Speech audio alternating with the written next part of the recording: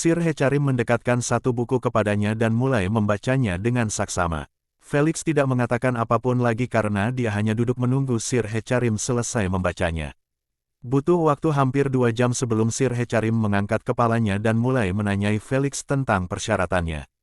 Anda menulis bahwa para penjelajah harus mengenakan gelang up, terutama mereka yang memiliki koordinasi. Sir Hecarim menganggukkan kepalanya tanda setuju. Ini akan memastikan tidak akan ada tipu daya yang terjadi selama penjelajahan untuk menipu Anda dan mengeluarkan uang Anda. Seperti yang Felix katakan, dia tahu apa yang dia lakukan. Semua ketentuan yang tertulis dalam kontrak tersebut dikerjakan olehnya dan seorang penulis kontrak profesional yang dibayar untuk melihat celah dan menutupnya. Kontrak jaminan memang memiliki beberapa celah dan yang paling berbahaya adalah menjelajahi reruntuhan terlebih dahulu tanpa mengenakan gelang.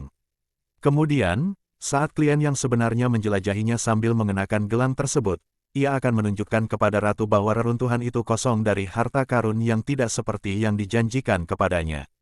Akan tetapi, jarang ada orang yang mencoba melakukan trik tersebut karena sulit untuk menipu ratu ketika ia benar-benar ada dalam pikiran orang-orang. Namun, lebih baik mengambil tindakan pencegahan. Felix yakin reruntuhan itu menyimpan harta karun karena Asna mencarinya di ingatannya dan melihat bahwa semua reruntuhan itu disebutkan menyimpan harta karun yang melimpah. Sementara itu, Sir Hecarim terus mengajukan pertanyaan pada setiap istilah yang menarik minatnya. Pertanyaannya berkisar dari kapan peta Felix akan dilelang dan bagaimana posisinya dalam pelelangan. Apakah beberapa di antaranya akan ditempatkan di dekat bagian akhir, menandai pentingnya peta tersebut dan sebagainya atau tidak. Felix merasa puas dengan beberapa jawaban dan beberapa jawaban yang tidak disukainya. Namun, begitulah seharusnya negosiasi. Dia tidak bisa memenangkan semuanya. Tanya jawab bolak-balik ini berakhir setelah 3 jam. Anda mau makan sesuatu? Tuan Hecarim menawarkan sambil mengusap alisnya dengan sehelai rambut coklatnya, mengendalikannya seolah-olah rambut itu adalah bagian dari anggota tubuhnya. Tak bereaksi apa-apa terhadap pemandangan itu, Felix menggelengkan kepalanya dan berkata, "Aku masih harus menyelesaikan lelang, jadi mari kita selesaikan transaksinya terlebih dahulu." "Saya mengerti." Sir Hecarim menganggukkan kepalanya dan mendekatkan kontrak-kontrak itu ke wajahnya. Tanpa ragu, ia menandatangani ketiga kontrak itu di samping nama Felix. Masih ada tempat kosong untuk ditandatangani klien.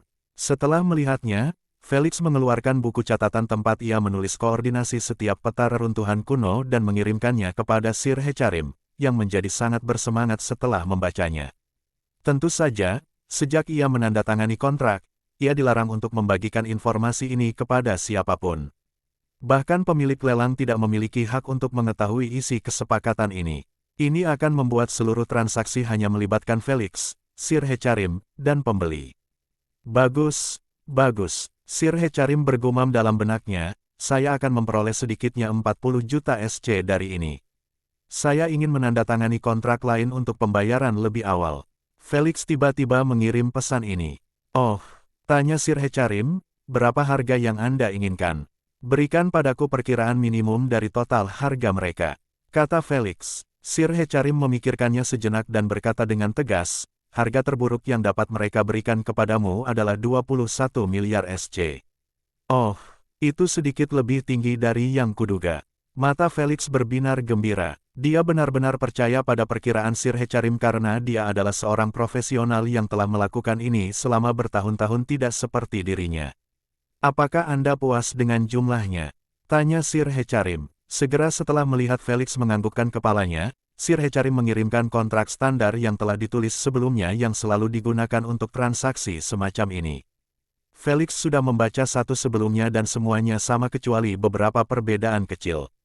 Kontrak tersebut mengharuskan Felix menerima pembayaran awal sebesar 21 miliar SC. Ketika produknya berhasil dilelang, rumah lelang akan memotong jumlah tersebut dari pendapatan akhir dan mengirimkan sisanya kepada Felix. Jika perkiraannya salah dan peta tersebut akhirnya dijual dengan harga lebih murah dari 21 miliar SC, Felix akan diharuskan membayar kembali apa yang dimilikinya. Setelah Felix memastikan tidak ada celah yang terlewat, ia menandatanganinya dan menyimpan salinannya. Melelahkan, Anda telah menerima transfer sebesar 21 miliar SC dari The Aquatic Auction House. Felix tersenyum lebar setelah melihat pemberitahuan muncul di depannya. Dia tidak pernah menerima transfer dalam jumlah besar sekaligus dan rasanya senang melihat banyak angka nol di rekening banknya. Ego Felix bahkan mulai membesar setelah mengetahui bahwa ia saat ini memiliki total 36 miliar SC. Di matanya, dengan jumlah ini, dia akhirnya akan bergabung dengan para paus di acara ini dan bersaing dengan mereka untuk mendapatkan harta karun yang luar biasa. Ini adalah kesepakatan yang cukup menyenangkan. Sir Hecarim berbicara keras untuk pertama kalinya dalam beberapa jam itu. Putri burung yang tengah tertidur lelap di atas kepala Felix, membuka matanya dengan mengantuk karena mendengar suara yang tiba-tiba itu. Begitu juga Tuan Hecarim. Felix berseru dengan senyum puas sambil berdiri. Dia menundukkan kepalanya dengan sopan dan berkata untuk terakhir kalinya, mari kita bertemu lagi suatu hari nanti. Kemudian, dia berbalik dan membuka pintu kamar. Dia menutupnya rapat-rapat setelah mendengar jawaban sopan dari Sir Hecarim. Apa yang kamu jual? Putri burung bertanya untuk kesekian kalinya sambil melayang di depan Felix, mencoba menghalangi jalannya. Sayangnya, Felix memperlakukannya seperti udara dan melayang menembusnya. Jangan abaikan aku, dasar brengsek. Umpatnya sambil mengejarnya. Dia benar-benar inkarnasi hidupmu, Asna. Felix melepaskan tembakan tanpa peduli. Pergi sana. Jangan samakan aku dengan bocah cengeng itu. Asna mengumpat sambil melirik keadaannya dari tempat tidurnya. Cuma bilang, Felix mengangkat bahu sambil melirik gelangnya. Ketika melihat hanya tersisa 15 menit sebelum pelelangan batu energi dimulai, Felix berhenti main-main dan meminta Ratu untuk menunjukkan jalan kepadanya. Seperti sebelumnya, sebuah anak panah yang mengarah ke depan muncul di hadapan Felix dan dia dengan cepat melayang ke arah itu. Ark, berhenti menyeretku. Katakan padaku kemana kita akan pergi. Tidak, asteris. Beberapa menit kemudian, Felix duduk di tengah auditorium yang ramai dan berisik, tampak seperti banyak bayi laba-laba yang ditumpuk dari atas. Dari pandangan sekilas, siapapun akan menebak bahwa sedikitnya ribuan orang sedang duduk di auditorium melengkung ini sambil menghadap panggung yang terang benderang. Tentu saja ada ruangan VIP tetapi ruangan-ruangan itu telah diambil oleh orang-orang yang datang jauh lebih awal daripada yang lain. Dalam acara tahunan ini, tidak ada kamar VIP yang dipesan terlebih dahulu untuk para tamu. Itu karena setiap orang punya bobot pada kata-kata dan tindakan mereka, dan tidak pantas untuk memberi beberapa kamar dan yang lain tidak. Oleh karena itu, kamar-kamar diambil berdasarkan siapa yang datang lebih dulu. Itu hanya untuk jenis auditorium terbuka. Karena Felix cukup terlambat, dia akhirnya diteleportasi ke kursi yang berada tepat di tengah auditorium. Jujur saja, tak seorang pun tampak mengeluh saat duduk berdekatan karena semua orang dianggap setara. Kalau saja orang-orang itu ditempatkan di sebuah auditorium yang penuh dengan orang biasa, reaksi mereka tidak akan sekeren ini. Peng. Hadirin sekalian, selamat datang di Balai Lelang Belverian. Setelah mendengar salam dari seorang lelaki tua berambut putih yang muncul di tengah panggung, obrolan pun menjadi tenang. Saya di sini hanya untuk menyambut Anda dan berharap Anda menikmati waktu Anda di bawah keramah tamahan kami. Lelaki tua itu tersenyum lembut saat mengatakannya. Kemudian, dia menghilang lagi. Namun kali ini, sebuah gambar holografik dari seorang wanita cantik dari dunia lain muncul menggantikannya. Wajahnya tanpa ekspresi saat dia melirik orang-orang yang menjadi pusat perhatiannya. Aku adalah Ratu Ai dan aku akan bertindak sebagai juru lelang. Ucapnya dengan suara monoton seperti biasanya. Agak tidak biasa bagi Felix untuk melihat Ratu saat ia berbicara tetapi ia tidak banyak bereaksi karena ia tahu bahwa tubuh dan wajah Ratu palsu. Diketahui bahwa Ratu belum pernah terlihat sebelumnya. Oleh karena itu, setiap ras memiliki versi ciptaan mereka sendiri tentang bagaimana rupa Ratu. Dalam kasus ini, dia tampil bak dewi dengan kecantikan buatannya yang terlalu sempurna untuk menjadi kenyataan. Mari kita mulai. Tanpa basa-basi lagi, dia memamerkan barang lelang pertama yang hanya berupa sekumpulan batu hitam pekat yang diikat menjadi satu. Batu-batu itu terus memancarkan gelombang gelap tanpa henti. Itu bukanlah animasi tambahan tetapi batu-batu tersebut benar-benar mampu melakukan hal itu dalam kenyataan. Alasan mengapa? Bundel pertama adalah 500 batu elemen kematian kelas tinggi. Dia menambahkan tanpa ekspresi, tawaran awalnya adalah 500 juta SC. Sebelum suaranya sempat menghilang, obrolan berisik pecah di auditorium diikuti oleh perang penawaran yang sengit. 600 juta SC dari kamar 15. 670 juta SC dari kursi 199. 710 juta SC dari kursi 1788. Dia terus menyerukan tawaran dengan jelas, meskipun hanya beberapa individu.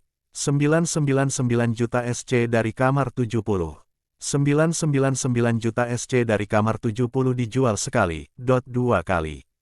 Terjual, tepuk-tepuk. Felix ikut bertepuk tangan tetapi kelopak matanya terus berkedut saat melihat tawaran terakhir hanya 500 batu elemen kematian tingkat tinggi. Sialnya, dia tahu bahwa batu-batu itu tidak akan digunakan untuk apapun selain tujuan penelitian atau sebagai material. Namun, harganya tetap mencapai 1 miliar dan ini membuatnya sedikit berkeringat memikirkan apa yang menantinya saat batu ilusi itu masuk. Ya Tuhan, kasihanilah dompetku. Ia berdoa dalam hati sambil mengurangi tepuk tangan seperti yang lain. Saat tepuk tangan berhenti, sang ratu memperlihatkan bungkusan berikutnya. Kali ini diisi dengan batu oranye, dan jelas jumlahnya jauh lebih banyak daripada yang ditunjukkan sebelumnya. Bundel kedua adalah 100.000 batu elemen api kelas tinggi. Dia melanjutkan, tawaran awalnya adalah 100 juta SC. Tentu saja, batu elemental kematian ditempatkan di awal untuk memicu pelelangan dan mengatur intensitas awal. Tetapi setelah itu, bundelan lainnya hanya berasal dari unsur yang umum atau unsur yang tidak umum. Felix hanya terus menonton saat semua orang berjuang mati-matian untuk mendapatkannya karena batu energi merupakan komoditas yang wajib dimiliki. Tidak pernah ada yang terlalu berlebihan jika menyangkut batu energi. Tak lama kemudian, 100.000 batu elemental pasir bermutu tinggi juga dilelang. Putri burung melayang di depan Felix dan bertanya dengan mata menyipit, "Mengapa kamu tidak menawar mereka? Atau apakah kamu menawar dengan telepati?" Dia mendekat ke wajahnya yang tanpa ekspresi dan mulai mengamatinya, ingin melihat apakah dia akan menunjukkan reaksi apapun. Celakanya, dia sama tabahnya dengan pengawal Ratu Inggris. "Cek," Putri burung mendecak lidahnya dengan jengkel dan berjanji, "Aku akan mencari tahu apa yang kau lakukan dengan cara apapun." Masih tidak bereaksi, Felix menggaruk dagunya sambil berpikir, berapa tawaran maksimum saya untuk batu ilusi? Saya mungkin harus menetapkannya pada 5 miliar SC. Jika lebih dari itu, saya hanya bisa menyerah.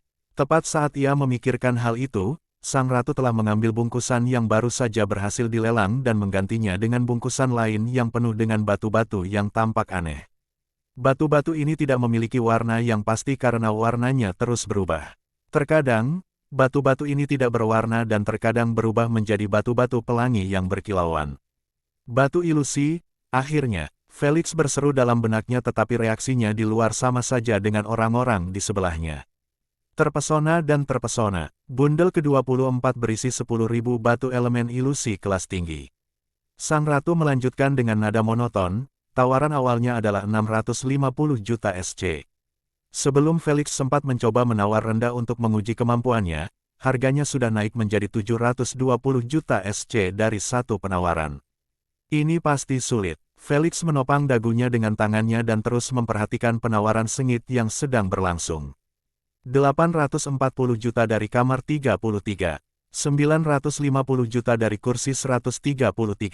2,3 miliar dari kursi 98. Baru setelah tawaran mencapai jumlah ini, Ratu mulai memperlambat panggilannya. Bahkan tawaran tidak lagi meningkat hingga ratusan juta, sehingga sedikit menurunkan intensitasnya. Felix dapat melihat dengan penglihatannya yang lebih tajam bahwa sebagian besar pihak yang berminat yang sebelumnya menawar dengan sengit, mulai menunjukkan tanda-tanda ketidakpuasan. Namun, mereka tetap melakukannya, menaikkan tawaran sebesar 50 juta SC setiap kali. Dalam beberapa saat, harganya hampir mencapai 3 miliar dan telapak tangan Felix mulai berkeringat karena ia melihat lebih dari 5 penawar tidak ada niat untuk berhenti segera. "Persetan, aku tidak bisa membiarkan mereka terus berharap bisa menang kalau mereka terus menaikkan taruhannya pelan-pelan." Felix memutuskan untuk menawar besar dan dia pun menawar besar. "Ratu, tolong tingkatkan B. 3,2 miliar dari tamu anonim." Sang ratu mengumumkan dengan tiba-tiba, memotong salah satu dari 5 penawar di tengah kalimat.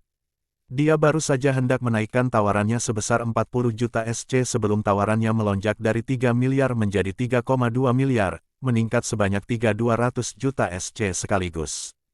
"Bajingan, apa kau harus melakukan itu pada giliranku?" Si penawar mengumpat dalam hatinya sambil menutup mulutnya rapat-rapat, tidak berani melanjutkan setelah itu. Dia sudah melewati anggaran yang dipotong untuk lelang ini dan dia tidak berniat mengikuti orang gila itu. Di matanya, ini hanyalah pelelangan batu energi dan modal sebaiknya disimpan untuk harta dan barang lain di pelelangan yang berbeda. Dia bukan satu-satunya yang berpikiran seperti ini karena ketiga orang lainnya juga memutuskan untuk mundur diam-diam dari perang penawaran. Yang tersisa hanya Felix dan seorang laki-laki lain, yang tidak ragu-ragu menaikkan tawarannya sebesar 50 juta. Felix menunggu selama 2 detik hingga Ratu mengulangi tawaran terakhirnya, lalu ia meningkatkannya sebesar 100 juta SC. Kali ini penawar lainnya tidak langsung menaikkan harga seperti sebelumnya. 3,350 miliar dari tamu anonim. 3,350 miliar dari tamu anonim, terjadi sekali, 2 kali. 3,400 miliar dari kursi 5. Persetan denganmu, Felix berteriak dalam hatinya, membuat Asna dan J.R. Mumander yang baru saja memulai permainan catur baru merasa jengkel. Bisukan dia, ucap J.R. Mumander dengan tenang sambil menyiapkan papannya. Asna melakukannya dengan menjentikkan jari dan mulai mengerjakan karyanya sendiri dengan sangat tenang. Untung saja mereka memutuskan sambungan karena Felix terus mengumpat setiap kali bajingan itu menaikkan tawarannya. 3.600 miliar dari kursi 5. 3,700 miliar dari tamu anonim. Tamu-tamu lainnya terdiam oleh perang penawaran yang sedang berlangsung karena mereka tidak ragu sedetik pun bahwa jumlah yang diajukan tidak sepadan sama sekali untuk batu energi tersebut. Lagi pula, 10.000 batu ilusi bermutu tinggi tidak akan pernah memberi mereka keuntungan yang sama jika mereka menggunakannya sebagai bahan untuk ramuan atau zat. Bagaimana dengan menggunakannya untuk memulihkan energi? Tidak ada orang bodoh yang menyia-nyiakannya seperti itu karena pemulihan energi dapat dilakukan dengan menggunakan batu kualitas sedang. Ditambah lagi, para pengikut garis keturunan ilusi tidak pernah mencapai tahap penggantian keempat karena binatang ilusi tingkat 5 telah punah atau bersembunyi. Felix juga tahu hal itu, oleh karena itu ia sangat kesal karena akhirnya ia berhadapan dengan penawar yang tampaknya sangat menginginkannya. Akan tetapi, ia masih tidak berniat berhenti karena tawaran terakhirnya belum mencapai batasnya. Syukurlah, tampaknya penawar itu pun mulai merasakan beban harga yang besar karena ia terus menunggu hingga Ratu hendak memanggil 3 kali, lalu ia menambahkan 20 juta lagi. 4,100 miliar dari tamu anonim. Persetan, kalau dia menambahkan setelah ini, biarlah dia saja yang melakukannya. Felix sudah tidak tahan lagi. Ia ingin terus maju hingga mencapai 5 miliar, tetapi ia merasa urat nadinya pasti akan putus jika ia melakukannya. Dia berusaha sekuat tenaga untuk tetap tampil setenang mungkin ketika hatinya hampir terbakar. 4,100 miliar dari tamu anonim, pernah pergi sekali, 2 kali, terjual. Sang Ratu memukul palu dengan kuat tanpa memberi waktu sedetik pun bagi pesaing Felix untuk membalas. Tepuk-tepuk-tepuk. Jujur saja, Felix bahkan tidak tahu apakah ia harus merasa senang karena memenangkan tawaran tersebut atau tidak, karena ia merasa telah dicurangi sedikitnya 0,5 miliar dalam perang penawaran ini. Tak ada ruginya, uang bisa dicari lagi tapi kesempatan seperti itu sulit didapat. Dia memejamkan mata dan menarik napas dalam-dalam. Kemudian, dia tersenyum tipis dan mulai bertepuk tangan mengikuti tepuk tangan yang memekakkan telinga. Putri Burung tidak menyadari gejolak emosinya karena dia asyik dengan perang penawaran sebelumnya. Jika itu adalah ketua, yang duduk di sebelah Felix, dia pasti akan memperhatikan semuanya. Jadi, merupakan suatu berkah bahwa Putri Burung menemaninya. Setelah tepuk tangan mereda, Ratu mengirim pesan kepada Felix, "Selamat, kode serial bungkusan itu telah dikirimkan kepadamu melalui email." Felix tidak merespon karena perhatiannya tercuri oleh pemberitahuan holografik, yang menyatakan bahwa 4.100 juta SC telah ditransfer ke rumah lelang Belverian. Felix mendesah pelan dan menyingkirkan pemberitahuan terkutuk itu dari wajahnya. Namun, dia tetap tidak berteleportasi keluar pelelangan seperti yang dilakukan beberapa tamu setelah mengamankan apa yang mereka inginkan. Dia tidak bodoh untuk pergi sekarang karena Putri Burung dapat menebak bahwa dia telah mendapatkan apa yang diinginkannya. Oleh karena itu, dia menunggu 10 menit tambahan sebelum menjentikkan jarinya, mengaktifkan proses teleportasi. "Tunggu aku," pinta Putri Burung dengan nada panik setelah melihat dia hancur menjadi partikel-partikel cahaya. Karena dia hanyalah sebuah hologram, dia tidak bisa berteleportasi keluar seperti Felix. Jadi, dia harus melayang keluar gedung secara manual. Saat dia sampai di gerbang, Felix sudah tidak ada. Landlord, aku akan membunuhmu, teriak putri burung dengan pipi memerah karena marah setelah menyadari bahwa dia tertinggal di belakang. Dia segera memilih arah dan mulai mencarinya. Dia tidak ingin memberitahu ayahnya sekarang karena dia tahu ayahnya akan memarahinya karena telah kehilangan ayahnya sejak awal. Sementara dia mencari-cari di mana-mana seperti wanita yang sedang mabuk, Felix berjalan santai di jalan-jalan sambil mengenakan wajah dan pakaian yang berbeda. Dia bahkan menghapus namanya dari atas kepalanya agar tetap tersembunyi. Saat ini, dia sedang menuju ke salah satu dari 3 lelang garis keturunan dalam acara ini. Dia menandainya sebelumnya karena ada garis keturunan pasir tingkat 6 yang epik dalam daftar item mereka dan garis keturunan ilusi tingkat 4 yang epik. Dia ingin mengamankan mereka apapun yang terjadi karena pajak bea cukai antar kerajaan tidak berlaku bagi para peserta acara ini. Kalau bukan karena dia, Felix pasti sudah batuk darah setelah membaca pajak bea cukai untuk 10.000 batu bermutu tinggi. Lagi pula, berat kiriman sebesar itu pasti akan membuatnya membayar ekstra 50 juta SC. Dalam waktu singkat, Felix terlihat sedang duduk di dalam sebuah ruangan kecil yang hanya memiliki 2 kursi dan jendela kaca. Ini bukanlah ruangan VIP, melainkan ruangan biasa di dalam rumah lelang ini, yang tidak memiliki kursi seperti sebelumnya.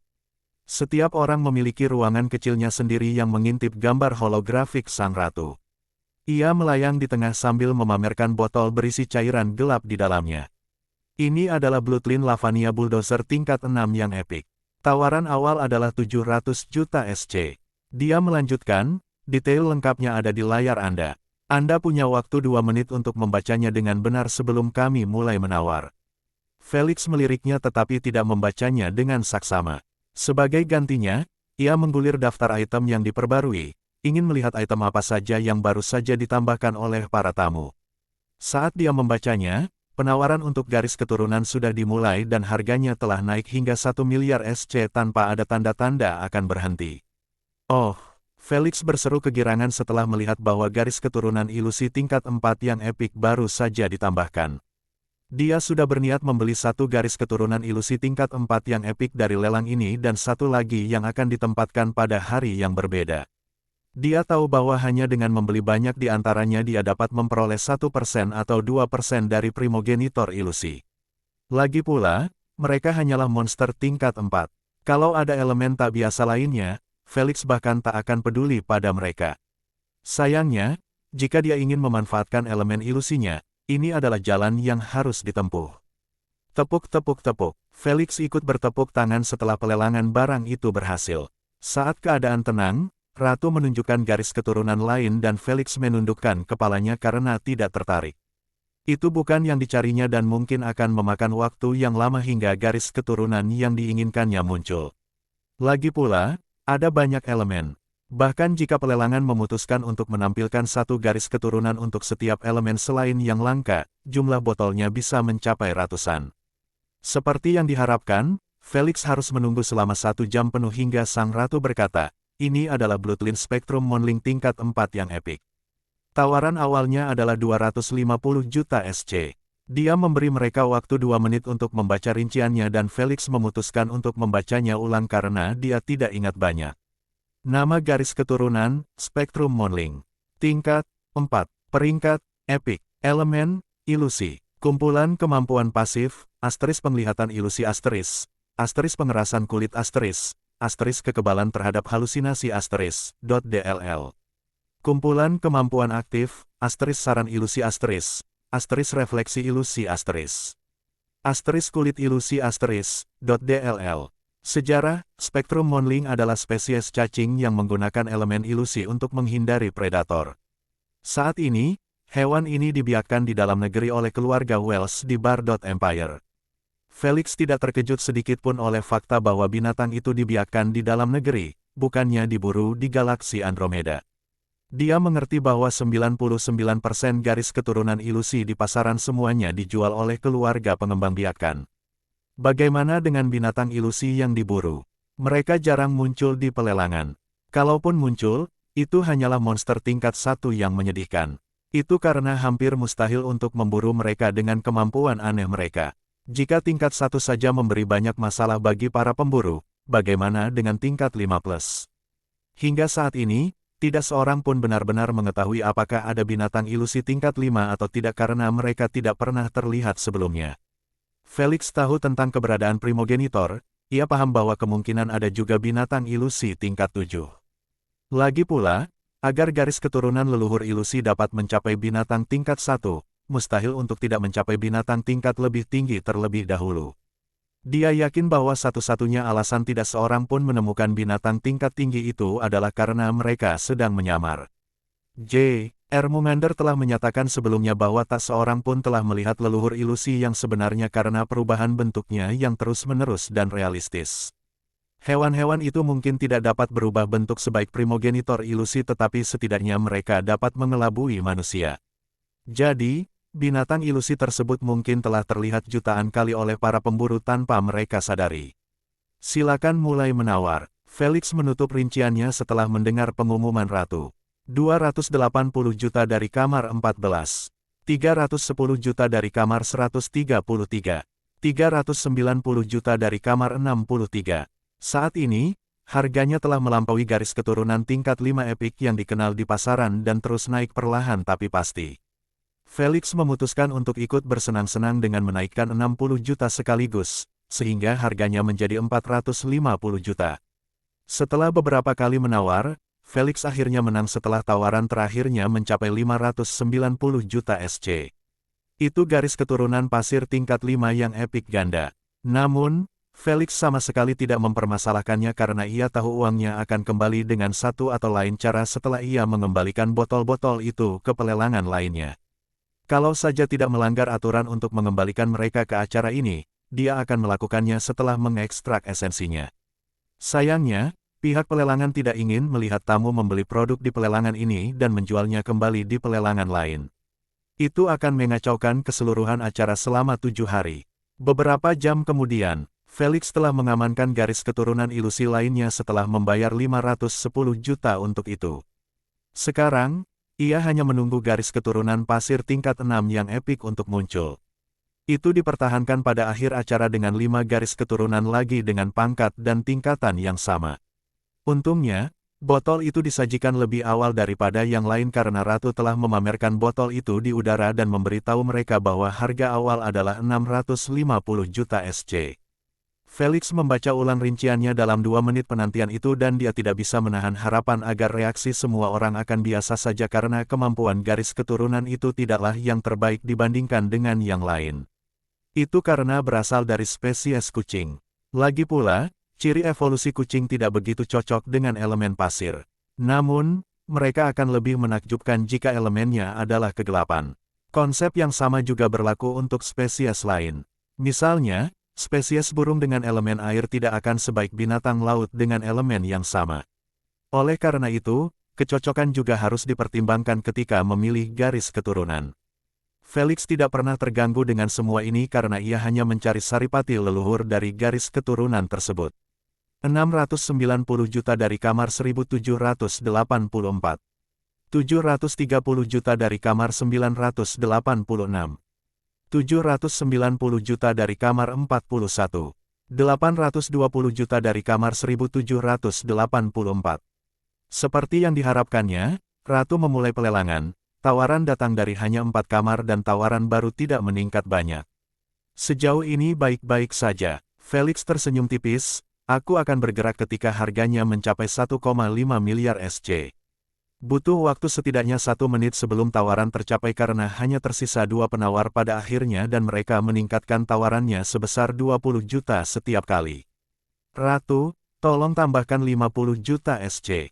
Felix meminta dengan suara keras, tidak mau berbicara dalam hatinya karena tidak ada seorang pun bersamanya dan kamar-kamar itu tidak dapat diakses oleh hantu. 1,550 miliar dari kamar 99. Sang Ratu mengumumkan. Kedua penawar itu terdiam setelah menyadari bahwa pesaing lain telah bergabung dengan mereka. Namun, mereka masih ingin menguji batas Felix karena salah satu dari mereka menaikkan tawarannya sebesar 40 juta dan yang lainnya mengikutinya sebesar 30 juta. Ratu, 200 juta.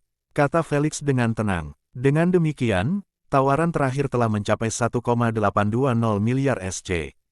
Kedua penawar itu ingin menaikkan harga sedikit lagi hanya untuk membuat Felix kesal karena telah merusak kesempatan mereka untuk membeli Bloodliner dengan harga lebih murah, tetapi mereka tidak berani melakukannya.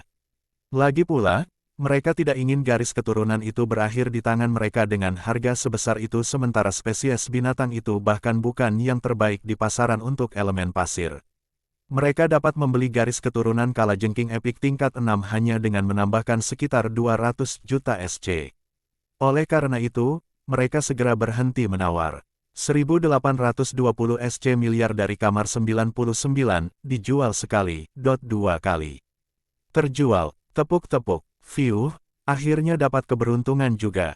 Felix menghela napas lega setelah mendengar bunyi palu yang disusul tepuk tangan. Namun, dia tidak bertahan untuk menikmatinya karena dia harus mengejar lelang lain yang menjual ramuan, zat, material, DLL. Target utamanya adalah ramuan elemental.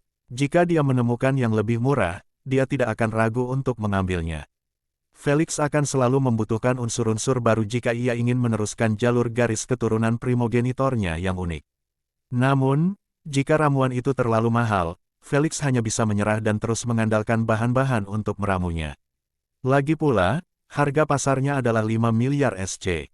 Karena tidak ada pasokan, harga ini dapat berlipat ganda hanya dengan menjentikkan jari dalam acara ini. Meskipun manusia lainnya yang membangkitkan elemen baru dengan ramuan elemental tidak akan meningkatkan peringkat afinitas mereka secepat Felix, mereka tetap dapat mencapai 50% jika mereka bersedia membayar mahal. Siapapun yang mengincar ramuan elemental adalah orang yang sangat kaya dan sanggup menghabiskan puluhan miliar untuk mendapatkannya. Felix tidak ingin menggunakan sebagian besar sisa modalnya untuk bertarung melawan mereka. Dia masih ingin membeli artefak tubuh yang layak, ramuan lain, bahan ramuan elemental, dan banyak lagi. Setelah jasad Felix direkonstruksi di luar gerbang, dia memijat pelipisnya sambil berekspresi jengkel. Aku tidak bisa terus bersembunyi dari bocah nakal itu, nanti dia akan memberitahu ayahnya dan ayahnya pun akan bergabung denganku. Felix tahu bahwa meninggalkan Princess Bird selama beberapa jam tidak akan menimbulkan masalah karena ketua tidak akan mengeluarkannya dari acara karena hal itu. Akan tetapi, jika dia terus memaksakan peruntungannya seperti ini, akan terlihat sangat tidak sopan kepada ketua yang menjadi satu-satunya alasan dia bisa menghadiri pelelangan ini. Siapa tahu, dia bisa saja diusir oleh ketua jika merasa tidak senang padanya. Felix tidak ingin dikeluarkan pada hari pertama acara karena ia tahu bahwa setelah setiap hari, kualitas dan kelangkaan item akan terus meningkat. Di akhir acara, akan ada satu lelang bersama terakhir yang hanya dapat diakses oleh tamu yang menghabiskan setidaknya 5 miliar di acara tersebut. Felix tidak ingin melewatkannya meskipun dia tidak tahu barang apa yang akan dilelang di sana. Oleh karena itu, ia kembali ke penyamarannya sebelumnya dan menunjukkan nama pemiliknya di atas kepalanya. Kemudian, ia berjalan ke arah sebuah restoran, ingin makan sesuatu karena lelang berikutnya dalam daftarnya tidak akan dimulai hingga 2 jam lagi. Baiklah, penjualan batch pertama sudah dimulai dan selesai. Felix berencana untuk menghadiri batch kedua hari ini. Beginilah cara setiap lelang beroperasi dalam acara ini untuk memberikan tamu kesempatan mengunjungi lelang sebanyak mungkin dan tidak kehilangan terlalu banyak item karena keterbatasan waktu. Dalam beberapa menit, Felix telah sampai di pintu masuk sebuah bangunan tua yang tingginya hanya 2 lantai. Felix menunggu beberapa detik untuk mendapatkan giliran dalam antrian sebelum masuk ke dalam. Seperti biasa, ruang di dalamnya diperluas luar biasa, sehingga memungkinkan ribuan orang makan di meja. Walaupun dia melihat restoran itu penuh sesak dan ramai, dia menyadari bahwa kebisingannya tidak pernah melampaui batas tertentu. Hal ini membuat suasana tampak hidup tetapi pada saat yang sama nyaman untuk duduk dan menikmati makanan. Ratu, tolong teleport aku ke tab kosong. Benarkah? Permintaan Felix terputus setelah matanya tertuju pada sang ketua yang menatapnya tanpa berkata apa-apa, sementara putri burung cemberut di sampingnya. Ada seorang wanita dan 3 pria yang duduk bersamanya di meja yang sama, yang diletakkan di dekat pintu masuk, sehingga cukup terlihat oleh siapapun yang masuk. Terkutuklah aku. Kelopak mata Felix berkedut saat dia cepat-cepat menoleh ke kiri, bertingkah seolah-olah dia tidak melihatnya. Celakanya, saat putri burung melihatnya, hampir mustahil baginya untuk kabur dari tempat duduknya bersama mereka. Itu dia, Putri Bird menunjuk Felix dan menggerutu kepada ayahnya, dia meninggalkanku di rumah lelang Belverian. Aku bahkan mencarinya berjam-jam. Sebelum dia menyelesaikan omelannya, dia buru-buru menutup mulutnya dengan tangannya, tampak seperti dia mengatakan sesuatu yang tidak seharusnya dia katakan. Ekspresi tidak senang sang ketua saat menatapnya menunjukkan dengan jelas bahwa dia tidak menyukai apa yang baru saja disebutkannya. Bukankah sejam yang lalu kau bilang padaku kalau kau merasa bosan dan meninggalkannya di pelelangan? Sang ketua menanyainya melalui telepati sambil mengernyit dalam, berani berbohong padaku sekarang. Aku tidak ingin kau memarahiku. Dia mengirim pesan dengan ekspresi yang salah, lagi pula, itu salah si bajingan itu. Kita menghormatinya dengan mengundangnya dan dia menganggapnya biasa saja. Ganti kesalahan sesukamu. Sang ketua menatapnya tajam, kamu masih belum bisa lolos dari hukuman karena berbohong. Ini tidak adil. Mata Putri Bird berkaca-kaca karena dia tahu bahwa pelatihan mengerikan akan menantinya setelah kejadian itu. Sedangkan untuk Tuan Tanah, aku akan mengurusnya sendiri. Sang ketua menyampaikan pesan tersebut sambil memberi isyarat dengan tangannya agar Felix mendekati meja. Sialan deh, seharusnya aku puasa aja seharian kalau tahu bakal begini jadinya, gerutu Felix dalam hati sambil berjalan ke arah mereka sambil tersenyum sopan. Setelah sampai di sisi ketua, dia menganggukkan kepalanya dengan hormat ke arahnya dan para senior yang duduk di meja bersamanya. Kemudian, dia melirik Putri Burung yang merasa kesal dan bertanya tanpa malu, kemana kamu lari? Bukankah kita sudah sepakat untuk bertemu di gerbang pelelangan? Mata Putri Bird terbelalak tak percaya pada omong kosong yang dia ucapkan tanpa mengubah ekspresinya. Tepat saat dia membuka mulutnya, ingin menyangkal omong kosongnya, sang kepala tertawa keras dan berkata, maafkan putriku. Dia mungkin agak ceroboh dan pelupa. Felix menggelengkan kepalanya dan berkata dengan ekspresi puas, saya tidak setuju, saya benar-benar menikmati kebersamaan dengannya. Dan jika saya tidak kehilangan dia, saya akan senang jika dia ada di pelelangan sebelumnya. Kau, Putri Burung hanya bisa mengucapkan itu karena napasnya yang cepat karena marah membuatnya tidak mungkin untuk menyusun kalimat. Melihat pipi dan telinganya yang memerah, Felix tersenyum lembut, aku senang kamu merasakan hal yang sama. Karena tidak ingin membuat gadis itu batuk darah atau pingsan, Felix mengalihkan pandangannya ke 4 orang senior dan bertanya dengan sopan, bolehkah aku ikut makan malam? Silakan, seorang pria berkumis putih panjang yang mencapai dadanya, memberi isyarat kepada Felix untuk duduk di kursi kosong di dekat ketua. Old Eagle, tidakkah kau akan memperkenalkan kami pada temanmu?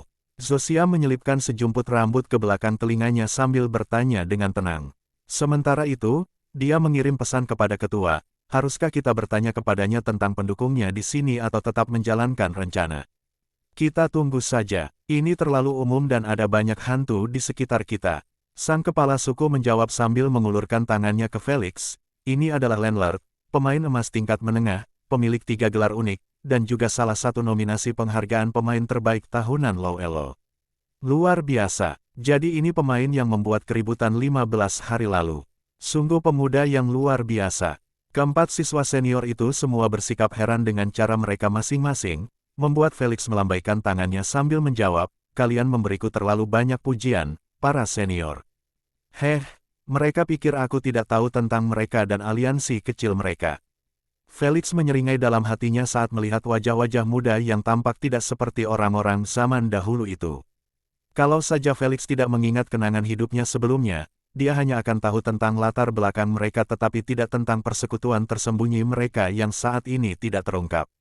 Bagaimana mungkin dia tidak tahu tentang aliansi anti kerajaan yang akan menyatakan perang terhadap Kekaisaran Mariana 15 tahun kemudian jika dia tidak mengacaukan alur waktu. Itu adalah perang besar pertama di galaksi Bima Sakti selama ratusan ribu tahun. Sebagai nenek moyang, dia mengingatnya dengan jelas. Zosia Everglow, seorang bloodliner tahap ke-6 yang legendaris dan calon ratu kerajaan Everglow. Felix mulai mengingat kembali bagian-bagian yang diketahuinya.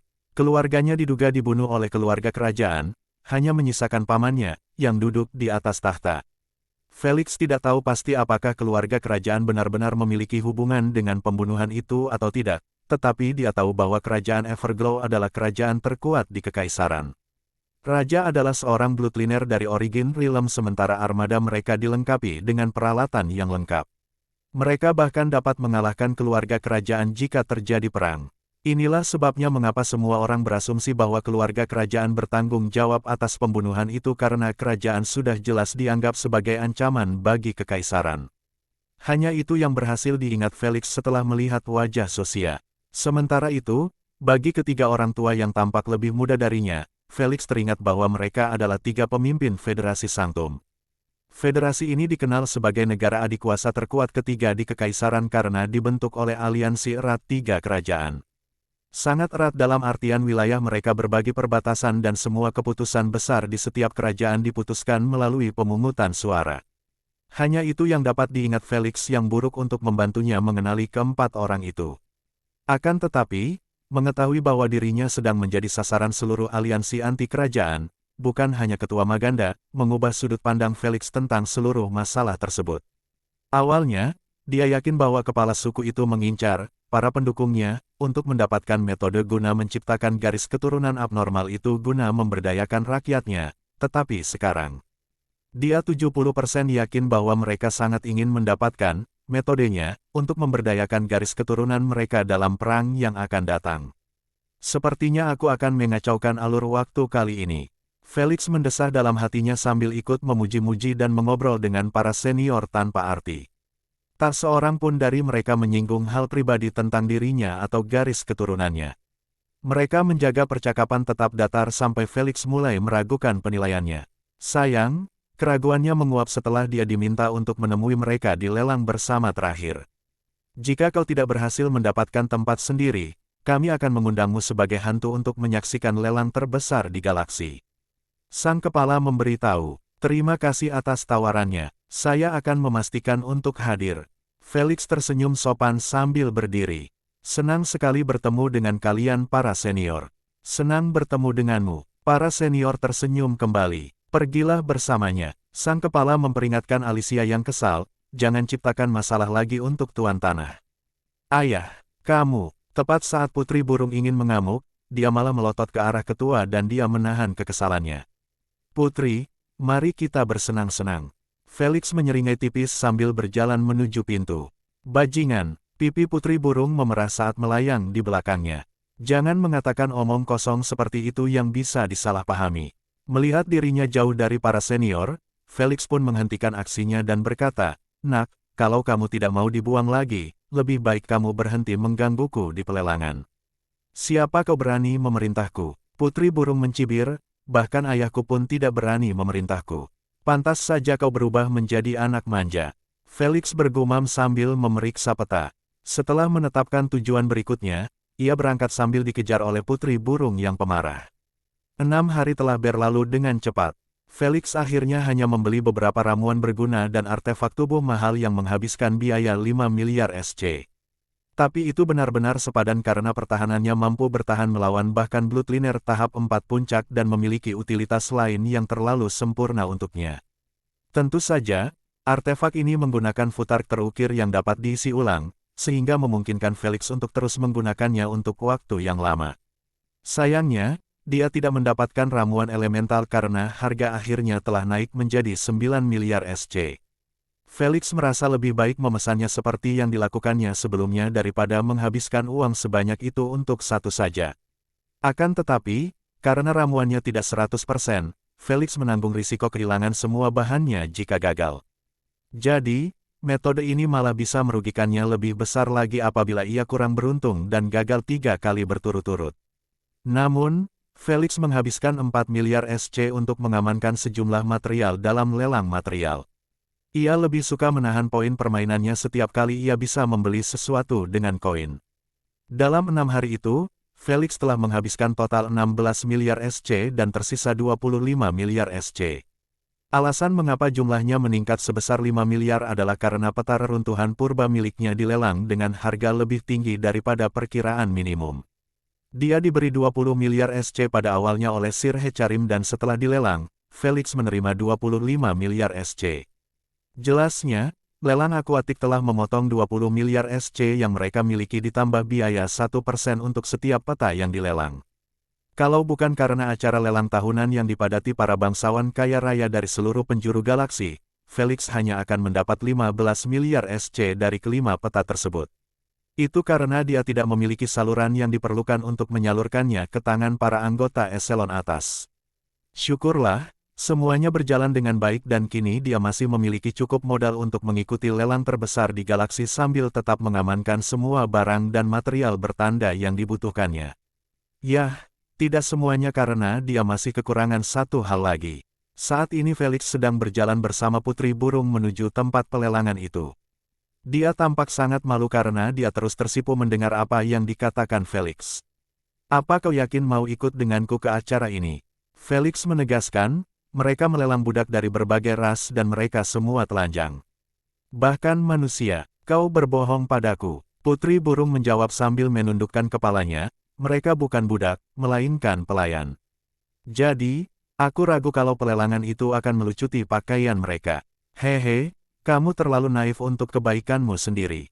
Felix bersikeras, serven hanyalah istilah yang bagus untuk menggambarkan budak di era modern kita agar secara moral dapat dibenarkan untuk membeli dan menjual orang-orang yang menandatangani kontrak perbudakan.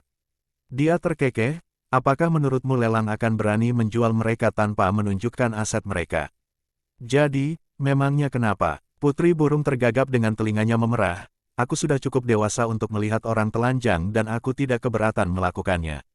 Sudah cukup umur, pantatku. Felix mencibir, usiamu baru 13 tahun. Usiaku belum 13 tahun. Teriak Putri Burung dengan gelisah, usiaku baru 16 tahun. Di sukuku, aku sudah dewasa. Begitu ya, Felix mengangkat bahunya, kurasa tak apa-apa melihat alat kelamin orang lain bersama-sama. Mendengar itu, detak jantung Putri Burung mulai bertambah cepat setelah membayangkan pemandangan itu.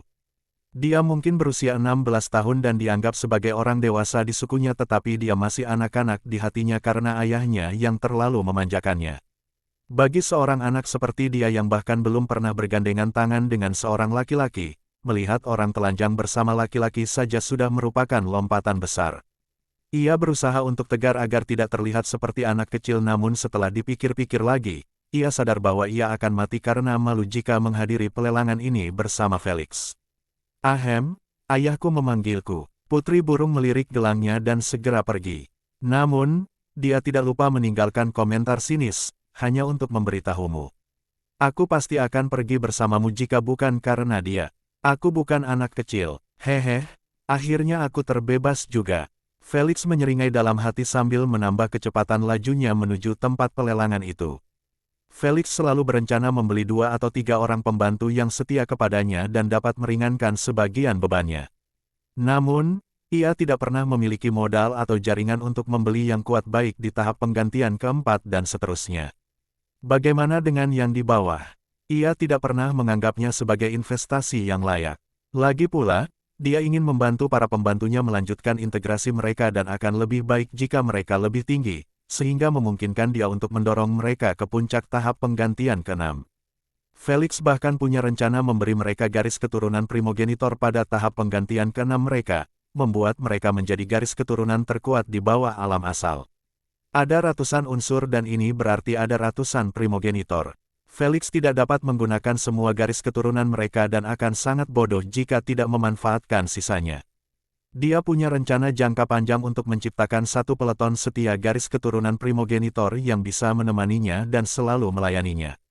Tentu saja, untuk menghindari kebangkitan kesadaran para primogenitor, Felix tidak akan membuat mereka mencapai 90% dalam integrasi mereka. Lagi pula, dia 100% yakin tidak seorang pun dari mereka akan mengkhianatinya atau mendekatinya karena keberadaan ratu yang mengawasi setiap pikiran tidak setia kecil yang mereka miliki. Akan tetapi, jika sang primogenitor terbangun dan benar-benar merasuki tubuh mereka tidak seperti yang dilakukan J.R. Mumander, pengekangan kontrak tersebut akan pecah karena kesadaran akan mati. Felix akan ditinggalkan untuk berjuang sendiri melawan seorang primogenitor dalam tubuh pelayannya. Dengan demikian, Felix hanya memikirkan masalah itu untuk saat ini dan hal itu tidak akan terjadi hingga waktu yang cukup lama. Setidaknya sampai pembantu yang akan dibelinya mencapai tahap penggantian ke-6. Dia memilih tahap itu secara khusus karena tidak mungkin mengganti garis keturunan primogenitor tanpa kehadiran Asna atau pemilik garis keturunan tersebut. Bahkan dengan menggunakan garis keturunan primogenitor yang lain tidak akan menyelesaikan masalah, malah akan membuatnya lebih buruk karena garis keturunan tersebut akan saling bertarung ketika ada penindasan terhadap mereka.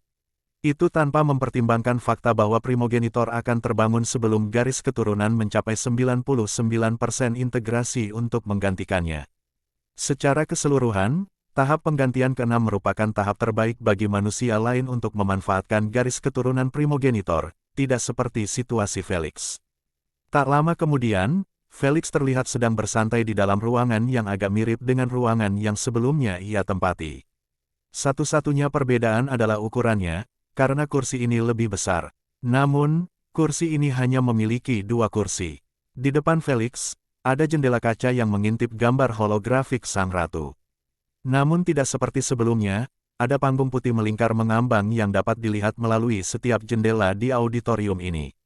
"Mari kita mulai," ucap sang ratu tanpa ekspresi sambil menunjuk jarinya ke tengah panggung melingkar. Felix memperhatikan dengan saksama partikel-partikel cahaya yang berkumpul itu membentuk tubuh manusia tetapi memiliki kepala dan ekor yang aneh. Setelah lampu padam, Felix berseru kaget, mereka benar-benar memaksa seseorang untuk menandatangani kontrak. Bagaimana caranya? Bukan hanya dia yang bereaksi berlebihan setelah melihat anak laki-laki berkulit putih pucat dengan kaki dan tangan berbulu abu-abu. Dia juga memiliki ekor abu-abu tebal dan halus. Namun perhatian Felix tertuju pada wajah anak laki-laki itu yang menyerupai serigala musim dingin yang ganas dengan telinga panjang yang berada di atas rambutnya yang kelabu. Ia hanya mengenakan pakaian dalamnya, menyembunyikan bagian-bagian sensitifnya. Dia terlihat seperti sedang tertidur karena dia hampir tidak bisa membuka matanya. Ini Liliam dari The Interwolf Rache di The Bloodstream Galaxy. Tawaran awal adalah 800 juta SC. Dia melanjutkan dengan acuh tak acuh, detail lengkapnya ada di layar Anda. Anda punya waktu 10 menit untuk membacanya dengan benar sebelum kami mulai menawar. Mereka benar-benar mendapatkan satu dari ras itu.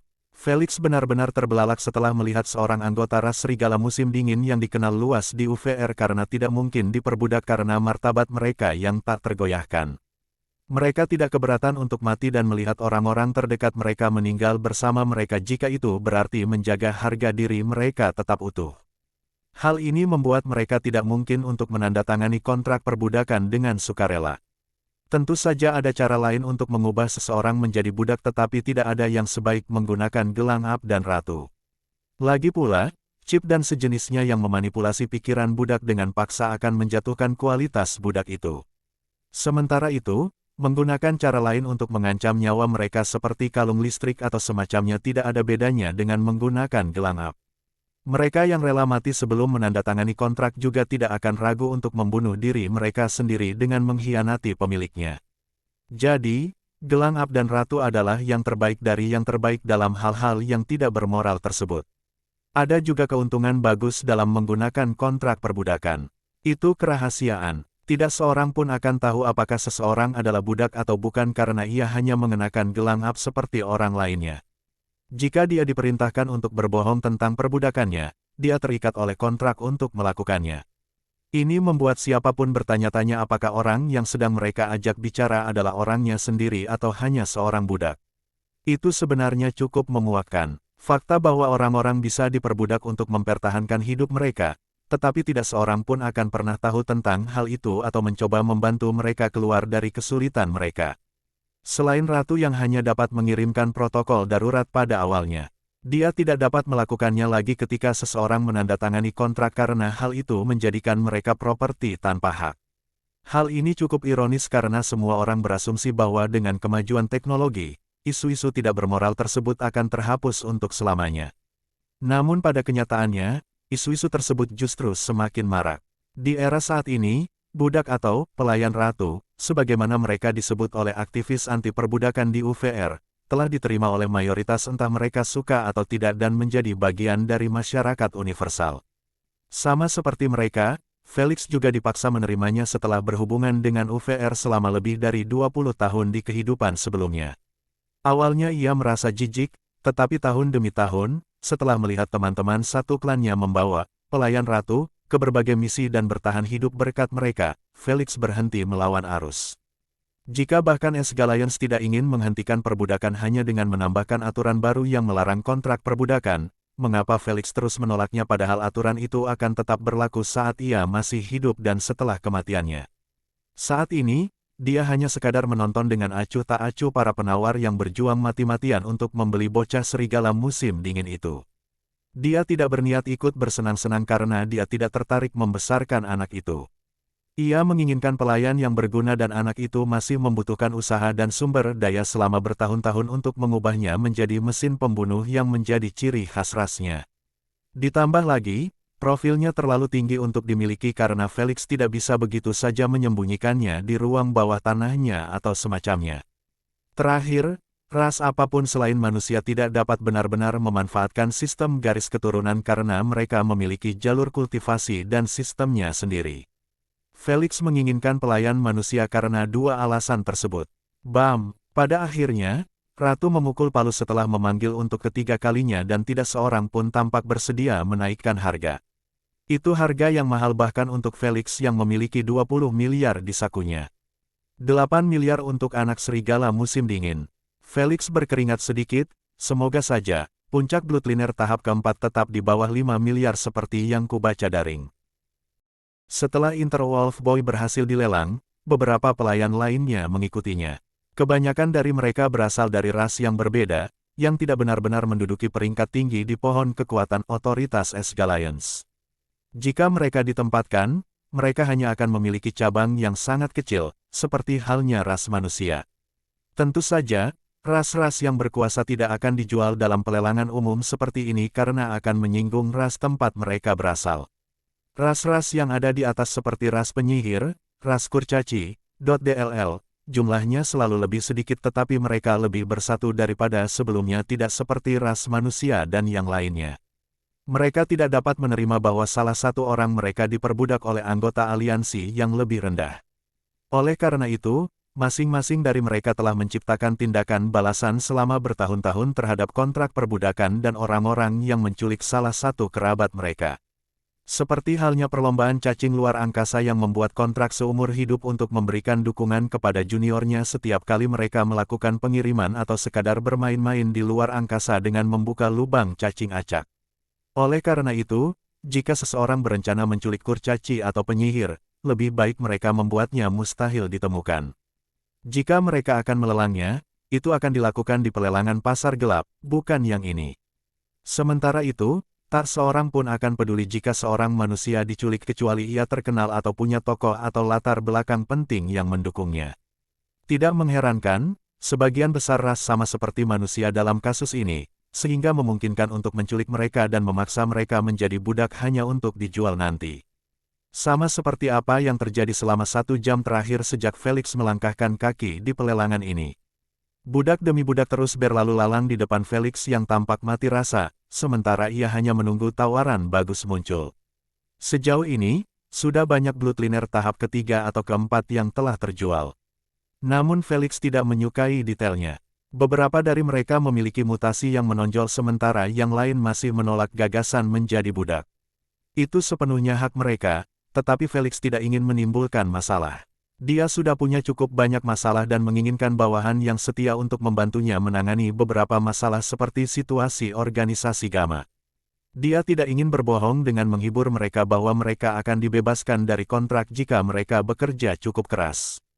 Felix tidak berniat melepaskan siapapun yang mengetahui rahasianya kecuali dia cukup kuat untuk tidak peduli jika rahasianya terbongkar.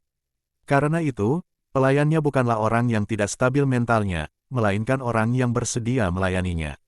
Ia percaya bahwa akan butuh usaha untuk benar-benar mendapatkan kesetiaan mereka alih-alih dipaksakan pada mereka. Tetapi, Felix siap untuk berusaha sekuat tenaga dalam mempersiapkan mereka dan menjadikan mereka bagian dari lingkaran dalamnya. Itu bukan satu-satunya alasan dia terus menolak setiap pelayan yang dilelang tetapi juga karena elemen mereka. Felix berharap memperoleh satu dengan elemen umum sehingga tidak terlalu mahal untuk mengumpulkan esensi para primogenitor. Untungnya, dia tidak menunggu lama karena pelayan berikutnya yang dibawa ratu sesuai dengan keinginan Felix. Dia adalah pria bertubuh kekar dengan 2 bulu putih panjang yang menempel di atas kepalanya yang botak dan halus. Hanya itu yang bisa dilihat Felix karena wajahnya disensor. Tentu saja, pelelangan akan menggunakan ini atau memberi mereka wajah acak untuk menyembunyikan identitas mereka. Bahkan rinciannya tidak mencantumkan nama lengkap atau latar belakang mereka secara pasti, sehingga baik pihak pelelang maupun pembeli akan terhindar dari masalah seandainya ada tokoh berwenang yang mencari mereka. Lumayan, garis keturunan tahap keempat puncak epik dengan elemen utamanya adalah angin. Felix membacakan rinciannya sambil sesekali melirik ke arahnya. Latar belakangnya bersih dan dia tidak pernah menunjukkan tindakan yang mengkhawatirkan. Felix menutup hologram detail dan fokus pada tawaran awal yang tertulis di jendela, lebih besar dari 700 juta 1 jam kemudian. Felix membersihkan diri dengan berganti pakaian baru. Dia telah berhasil memenangkan tawaran untuk membeli Bloodliner tahap 4 puncak epik lainnya dengan membayar 5,1 miliar untuknya. Hal ini mengurangi sisa modalnya menjadi 15 miliar SC. Saat ini, dia sedang mempersiapkan diri untuk menemui mereka berdua di kamarnya dan melihat dari dekat apakah tawarannya layak atau tidak. "Ratu, tolong kirimkan mereka masuk," pintanya. Segera setelah dia berkata demikian, partikel cahaya mulai berkumpul di ruang terbuka di samping tempat duduknya. Ruangannya lebih besar dari biasanya hanya karena alasan ini karena lelang telah mempertimbangkan bahwa para penawar ingin memeriksa tawaran mereka yang menang. Setelah beberapa saat, cahaya itu menghilang, meninggalkan seorang pria botak dengan 2 bulu putih di atas kepalanya dan seorang wanita. Dia adalah wanita yang sangat sensasional karena rambutnya berwarna jingga seperti matahari yang terlihat dari jauh dan sangat panjang, mencapai lututnya. Dia memiliki tubuh yang proporsional, tampak seperti dia merawat dirinya sendiri dengan baik. Sementara itu, wajahnya akan tampak lebih cantik jika dia tidak menatap Felix dengan dingin dan penuh permusuhan, tidak seperti pria lainnya yang sedang memeriksa tempat itu seperti sedang berlibur. Keduanya menggunakan wajah dan tubuh asli mereka karena mereka berada di hadapan Felix. "Halo," Felix menyapa dengan senyum terhangat yang bisa ia tunjukkan. Lagi pula, tidak perlu bersikap suka memerintah dari awal dan menciptakan jembatan pemisah yang tidak akan pernah bisa dilewati. "Halo," pria itu membalas dengan dingin, tetapi wanita itu bahkan tidak menganggukkan kepalanya ke arah Felix. Dia hanya terus menatapnya seolah-olah dia telah membunuh orang tuanya atau semacamnya. Felix tidak mempermasalahkan bagaimana cara wanita itu memandangnya karena ia yakin bahwa ia juga akan bereaksi seperti itu seandainya ia berada di situasinya. Wah, sikap santai si cowok malah lebih aneh daripada sikap diam si wanita. "Bisakah kalian memperkenalkan diri?" pinta Felix. Dia sudah membaca rincian mereka dan tahu tentang nama mereka dan sebagainya, tetapi dia masih menginginkan perkenalan yang pantas. Seperti yang diharapkan, lelaki itu tidak mengeluh sedikit pun saat ia mulai memperkenalkan dirinya. "Namaku Eric Bogos, seorang pejuang darah tahap keempat yang epik. Aku memiliki 2 elemen, angin dan magma, tetapi aku tidak pernah repot-repot untuk berintegrasi dengan binatang buas berelemen magma karena tingkat afinitas elemennya cukup rendah." Apalagi, Eric berhenti sejenak dan mulai berpikir selama beberapa detik sebelum melanjutkan. "Oh, garis keturunan saya saat ini berasal dari burung pegar Atlanta yang ganas." Dia berhenti untuk bertanya, "Apakah Anda ingin tahu tentang garis keturunan lainnya yang pernah saya gunakan dan sebagainya?" Felix menggelengkan kepalanya dan berkata dengan nada puas, "Tidak, itu sempurna. Kita bahas sisanya nanti saja." "Kena kau?" Eric mengedipkan mata pada Felix, membuatnya memutar bola matanya tanpa bisa berkata apa-apa. Dia mulai meragukan keabsahan informasi dari Ratu karena Eric mulai tampak seperti agak terbelakang. Setidaknya dia terlihat normal, pikir Felix sambil memperhatikan wanita pendiam itu yang sepertinya tidak punya niat untuk bercerita sedikit pun tentang dirinya. Felix menunggu beberapa saat, memberi wanita itu waktu yang cukup untuk menjawab. Sayangnya, wanita itu masih tampak bersandar untuk berbicara. "Setidaknya namamu." Felix menunjukkan senyum terkatup rapat saat menatapnya. Wanita itu saling menatap matanya selama beberapa detik dalam diam hingga Felix mulai kehilangan kepercayaannya. Ini akan memakan waktu lebih lama dari yang diantisipasi. Tepat saat Felix ingin mendesah putus asa, wanita itu berkata dengan dingin, "Malak Solorio." Kemudian, dia terdiam lagi. Namun, Felix tetap merasa puas mendengar suaranya karena itu membuatnya merasa bahwa dia bukan orang yang tidak berdaya karena butuh waktu berbulan-bulan untuk mendekatinya. "Sekarang, mari kita masuk ke pertanyaan yang sulit." Felix berpikir serius, semoga saja mereka tidak bereaksi berlebihan. Bolehkah aku tahu bagaimana kalian berdua berakhir dalam situasi ini? Felix berusaha sebisa mungkin menutupi pertanyaannya. Dia paham bahwa siapapun yang menandatangani kontrak perbudakan jarang sekali datang tanpa pengalaman buruk yang terlalu sulit untuk diingat. Dengan menanyakan hal ini kepada mereka, dia tidak melakukan apapun selain membuka luka mereka. Seperti yang diduga, ekspresi Malak langsung berubah menjadi tidak menyenangkan. Dia tidak tampak seperti sedang menargetkan Felix dengan tatapannya. Yah, dia tidak menjawabnya. Felix menggelengkan kepalanya pelan setelah melihat reaksinya. Ketika dia menoleh ke arah Erik, Felix menyadari bahwa dia tengah diberi tatapan yang ditujukan untuk orang-orang bodoh. Sebelum Felix sempat merasa bingung dengan tatapan itu, Erik berkata dengan nada santai, jelas karena kita menandatangani kontrak perekrutan. Keheningan yang menyedihkan menyelimuti ruangan itu saat Felix dan Malak merasa otak mereka mengalami korsleting. Mereka terus menatap Erik dengan ekspresi tercengang, membuatnya merasa sedikit aneh. Kenapa kau menatapku seperti itu? Erik menggaruk hidungnya karena malu dan berkata, aku jadi malu. Ini tidak mungkin benar. Felix menggelengkan kepalanya dan melontarkan beberapa pertanyaan sekaligus. Kau bercanda kan? Tentang kontrak perekrutan, kau sadar bahwa kau menandatangani kontrak perbudakan. Benar kan? Kontrak budak. Apa maksudmu bos? Bingung? Erik menjentikkan jarinya dan memperlihatkan kontrak holografik. Dia menunjuk jarinya ke judul dan berkata, lihat. Di situ tertulis kontrak perekrutan. Baik Felix maupun Malak tidak tahu harus bereaksi seperti apa setelah membaca judulnya. Bukan karena judulnya rekrutmen, bukan kontrak perbudakan, tetapi karena kebingungan Erik yang sebenarnya tentang situasi tersebut. Mereka tahu bahwa semua kontrak perbudakan tidak pernah benar-benar memiliki judul yang bertuliskan lebih besar dari kontrak budak kurang dari.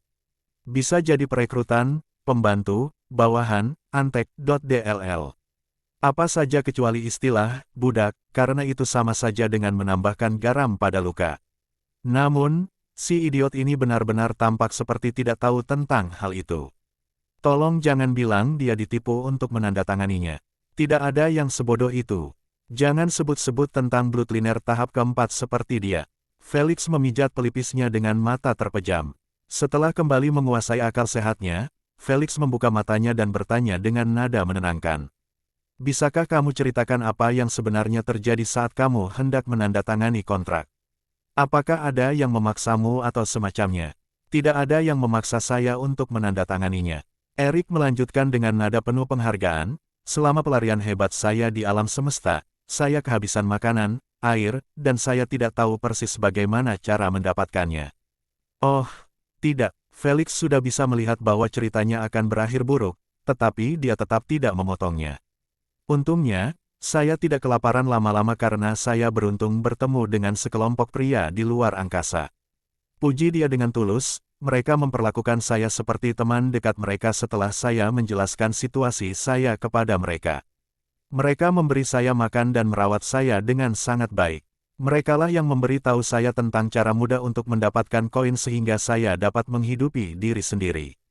Maksudmu mereka menyuruhmu menandatangani kontrak rekrutmen? Tanya Malak, tak bisa diam saja mendengar ceritanya yang kacau. Tidak.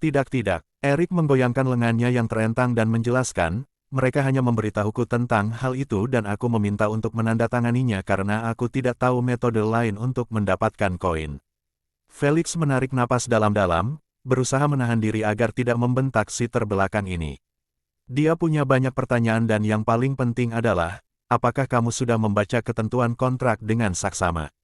Benar-benar saksama. Tentu saja, jawab Erik tegas seolah-olah itu adalah hal yang wajar. Bibir Felix bergetar ketika dia bertanya lagi, kamu sudah baca bahwa berkhianat, mencoba membunuh, membalas dendam, dan tidak menaati perintah, perekrutmu akan membuatmu dihukum atau dibunuh berdasarkan keinginan, perekrut, dan ketentuan kontrak. Ya, Erik menganggukkan kepalanya cepat-cepat, tampak sangat lucu dengan kedua bulunya yang berkibar-kibar. Namun, baik Felix maupun Malak tidak menganggap ada yang lucu dalam persetujuannya. Mereka hanya merasa takjub sambil ternganga melihat Erik, tampak seperti sedang mengagumi makhluk eksotis. Kenapa kau menatapku seperti itu lagi? Erik memiringkan kepalanya dan berkata, bukankah itu istilah yang wajar? Lagi pula, Aku akan direkrut dan sudah sewajarnya aku akan dihukum atau dibunuh jika aku mengkhianati bosku. Ia menambahkan dengan cerdas sambil menunjuk jarinya pada kalimat yang disorot, lagi pula, saya tahu bahwa bos saya tidak dapat memerintahkan saya untuk bunuh diri atau melakukan sesuatu yang bertentangan dengan keyakinan, moral, martabat saya. DLL. Ia mengangkat bahunya, jadi, selama saya tetap setia kepada bos saya dan menghormati ketentuan kontrak, saya akan dibayar 2 juta SC per bulan dan saya tidak perlu khawatir. Jadi, mengapa kalian menyebut kontrak ini sebagai kontrak perbudakan? Erik menatap mereka dengan bingung. Tuan-tuan baik yang menyelamatkan hidupku itu juga telah menandatanganinya dengan kapten mereka dan mereka tampak menikmati hidup mereka di pesawat luar angkasa mereka. Setelah mendengar semua ini, Felix dan Malak tercengang oleh logikanya yang tampaknya benar tetapi masih saja cacat. Mereka tahu bahwa semua yang dikatakannya memang benar dan sesuai dengan ketentuan kontrak. Lagi pula, kontrak perbudakan ada dalam berbagai bentuk. Ada kontrak-kontrak ekstrim yang merampas hak dasar yang dimiliki oleh si penandatangan. Jika pemilik memerintahkannya untuk bunuh diri, budak itu harus patuh atau ratu akan menyadarkannya. Tentu saja, hanya sebagian kecil orang yang menandatangani kontrak yang lebih buruk daripada kematian itu sendiri. Bagaimana dengan mayoritas? Mereka semua menandatangani kontrak yang menjamin apa yang disebutkan Erik di atas. Itulah sebabnya Felix ingin menciptakan hubungan atasan dan bawahan, bukan hubungan tuan dan budak. Dia mungkin sedikit narsis dan sombong, tetapi dia tidak mau merasa lebih unggul dari orang lain. Di sisi lain, ada kontrak sementara yang memiliki jangka waktu tertentu. Mungkin dibutuhkan waktu 10 tahun atau bahkan 10.000 tahun pengabdian sebelum budak tersebut terbebas dari rantai perbudakannya. Lalu, ada kontrak permanen yang tidak dapat dibatalkan kecuali pemiliknya meninggal dunia atau ia memutuskan kontrak di pihaknya. Saat ini, Erik dan Malak telah menandatangani kontrak permanen dengan pembayaran bulanan sebesar 2 juta SC, tidak seperti kontrak sementara yang tidak menawarkan imbalan apapun. Jadi bisa dibilang, Erik benar-benar telah menandatangani kontrak perekrutan karena dia tidak dipaksa melakukannya. Dia mungkin ditipu, tetapi tidak dipaksa. Sementara itu, Malak kemungkinan besar diancam dengan nyawanya untuk menandatanganinya atau dengan hal lain. Apapun itu, dia jelas tidak menikmati situasinya, tidak seperti Erik. Kamu tidak keberatan menjadi bawahanku seumur hidup? Tanya Felix. Asalkan kita bisa melakukan hal-hal yang menyenangkan, kata Erik sambil menyeringai bodoh. Bersenang-senang, kata Malak, maaf, tapi berapa umurmu? Tahun ini umurku menginjak 20 tahun. Jawab Erik santai. Lalu bagaimana mungkin kamu bisa tidak tahu tentang begitu banyak hal? Seru Malak dengan tidak percaya. Felix tidak menunjukkan banyak reaksi karena dia sudah melihat usianya di detail profil. Namun, seperti halnya Malak, dia cukup terkejut bahwa seorang pria berusia 20 tahun sama sekali tidak berhubungan dengan UVR dan alam semesta. Lagi pula, dia menganggap bajak laut sebagai tuan-tuan, tanpa tahu bahwa dirinya dipermainkan dalam penandatanganan kontrak dan dijual dalam pelelangan ini atau pihak yang menempatkannya di sini. Apapun itu, mereka telah meraup 4,8 miliar darinya tanpa sepengetahuannya atau mungkin dia tahu bahwa dia akan dilelang setelah dibohongi lagi. Lagi pula, para perompak itu bisa saja membodohinya dengan mengatakan bahwa ia dilelang karena bakatnya, kekuatannya, atau omong kosong lainnya. Berdasarkan kenaifan atau kebodohan Erik, kemungkinan besar ia akan mempercayainya. Itulah yang disimpulkan Felix dan Malak setelah menyatukan titik-titiknya. Akan tetapi, masih banyak pertanyaan yang menguras otak. Seperti ketidaktahuan Erik tentang pembuatan koin di UVR, memperoleh koordinasi ke planet berpenduduk sehingga ia dapat memasok ulang, tidak mengetahui bahwa ia sebenarnya sedang menandatangani kontrak perbudakan. DLL. Pengetahuan dasar seperti itu bahkan diketahui oleh anak berusia 8 tahun. Jangan sebut Erik. Menurutmu kenapa aku kabur dari keluargaku? Keluh Erik, ibu mengurungku di istana sejak aku lahir. Bahkan saat aku keluar dari istana, aku ditemani olehnya dan tak seorang pun berani berbicara padaku atau menatapku saat mereka melihatnya. Bukankah itu seperti berlindung terlalu jauh? Kelopak mata Felix berkedut setelah memahami sumber ketidaktahuan Erik. Bagaimana dengan UVR? Tanya Malak, apakah kamu tidak diberi akses ke sana? Saya memang memilikinya. Erik mengaku dengan sedih, tapi, saya tidak pernah menyadari bahwa tempat ini begitu besar dengan banyak kota dan sebagainya karena akses saya dibatasi oleh ibu saya untuk hanya masuk ke ruang UVR saya. Ia terkekeh karena bernostalgia, meskipun cukup menyenangkan bermain di sana karena ada semua permainan yang ingin saya mainkan. Bahkan menolak akses ke UVR publik. Felix mengerutkan kening, apakah itu benar-benar ibunya atau dia diculik dan dipenjara? Di mata Felix, mengurung seseorang karena takut dia dibunuh atau diculik adalah hal yang mengerikan tetapi dapat dimengerti. Namun, menolak akses ke UVR dan hanya mengizinkannya masuk ke ruang UVR. Itu terlalu ekstrim karena tidak akan memberikan manfaat apapun. Wah, malah akan lebih berbahaya karena UVR adalah tempat aman untuk belajar tentang alam semesta dan kekejamannya terhadap orang-orang bodoh dan naif.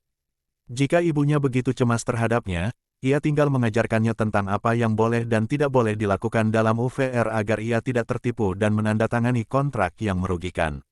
Jadi Felix benar-benar bingung tentang latar belakangnya. Apakah itu ibu kandungnya atau bukan?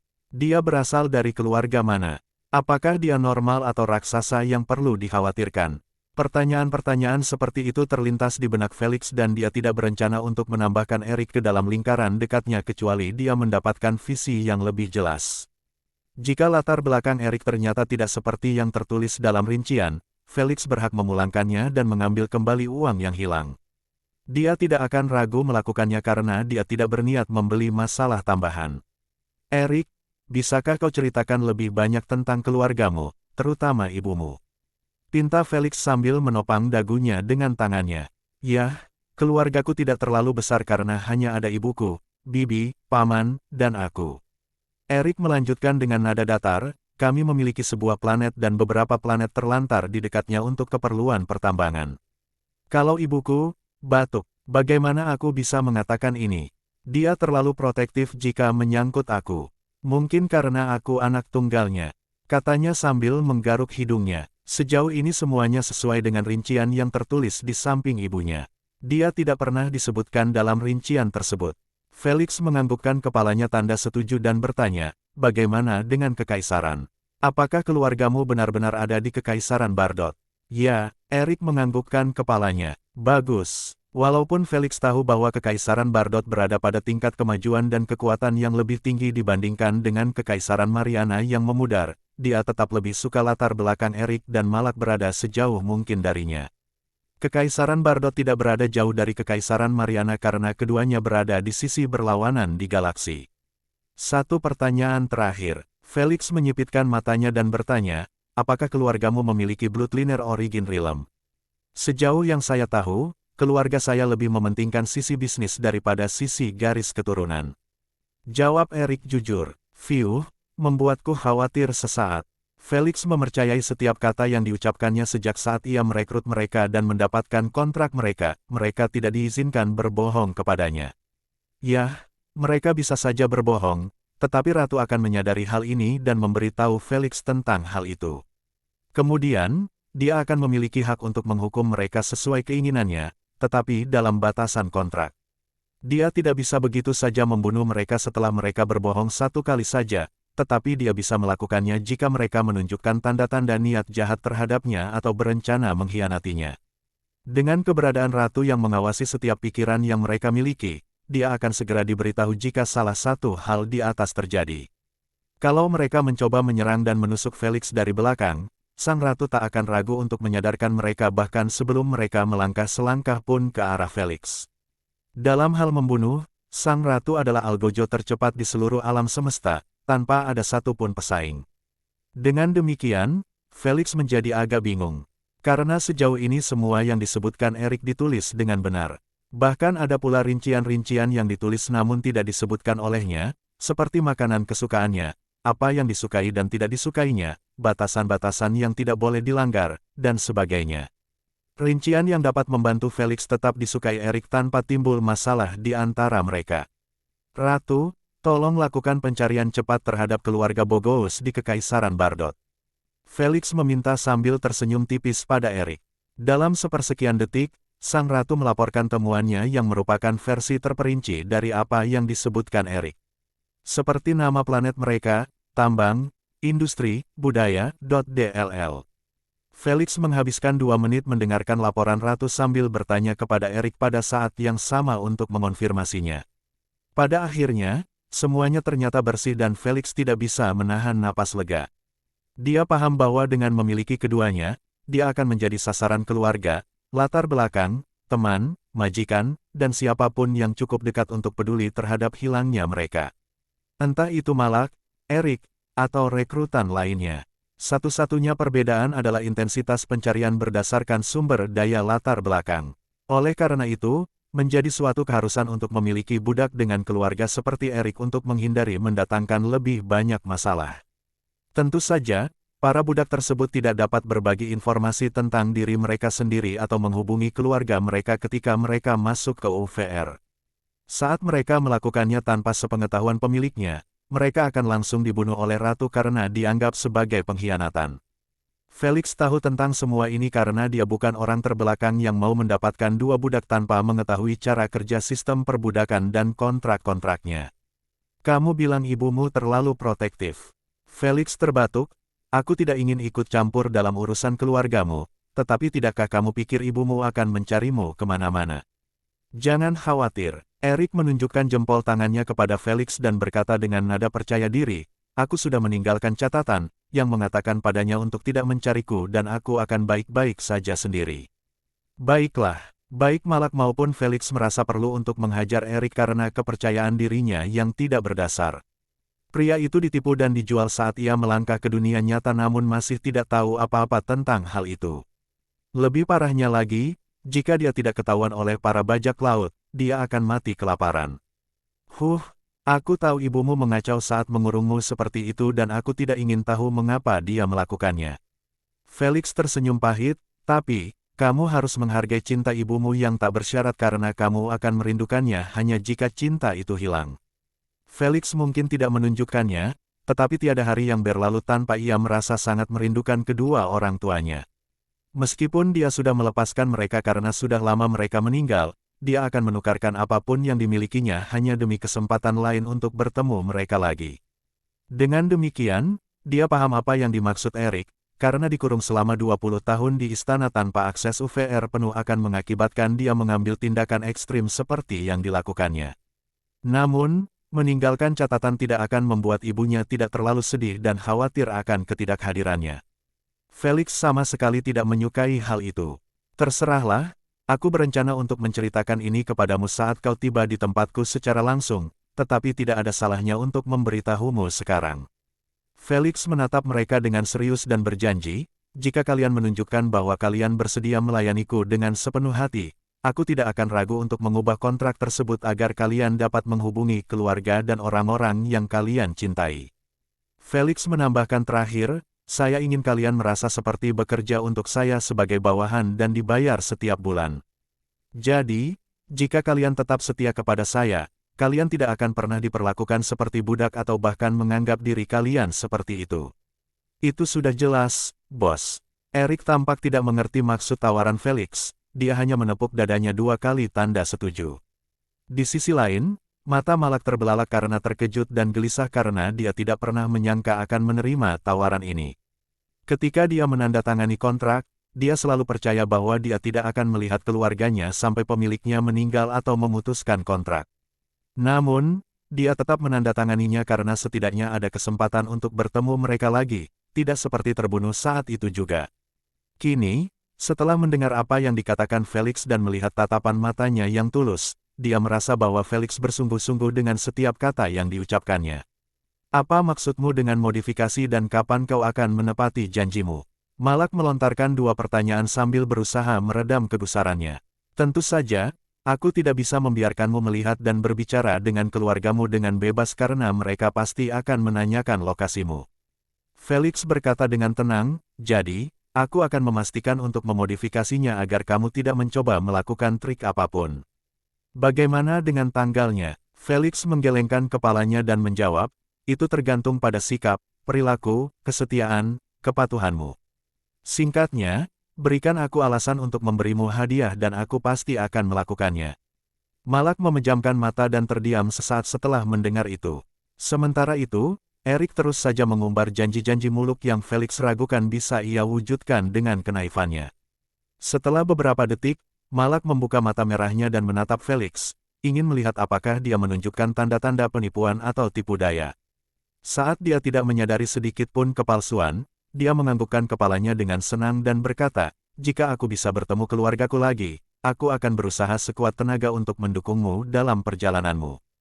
"Kau pegang kata-kataku." Felix tersenyum lebar setelah mendengar itu dan berkata, "Itulah yang aku harapkan." Tepat saat Felix hendak memaafkan mereka, dia ingat bahwa Malak masih belum memperkenalkan latar belakangnya.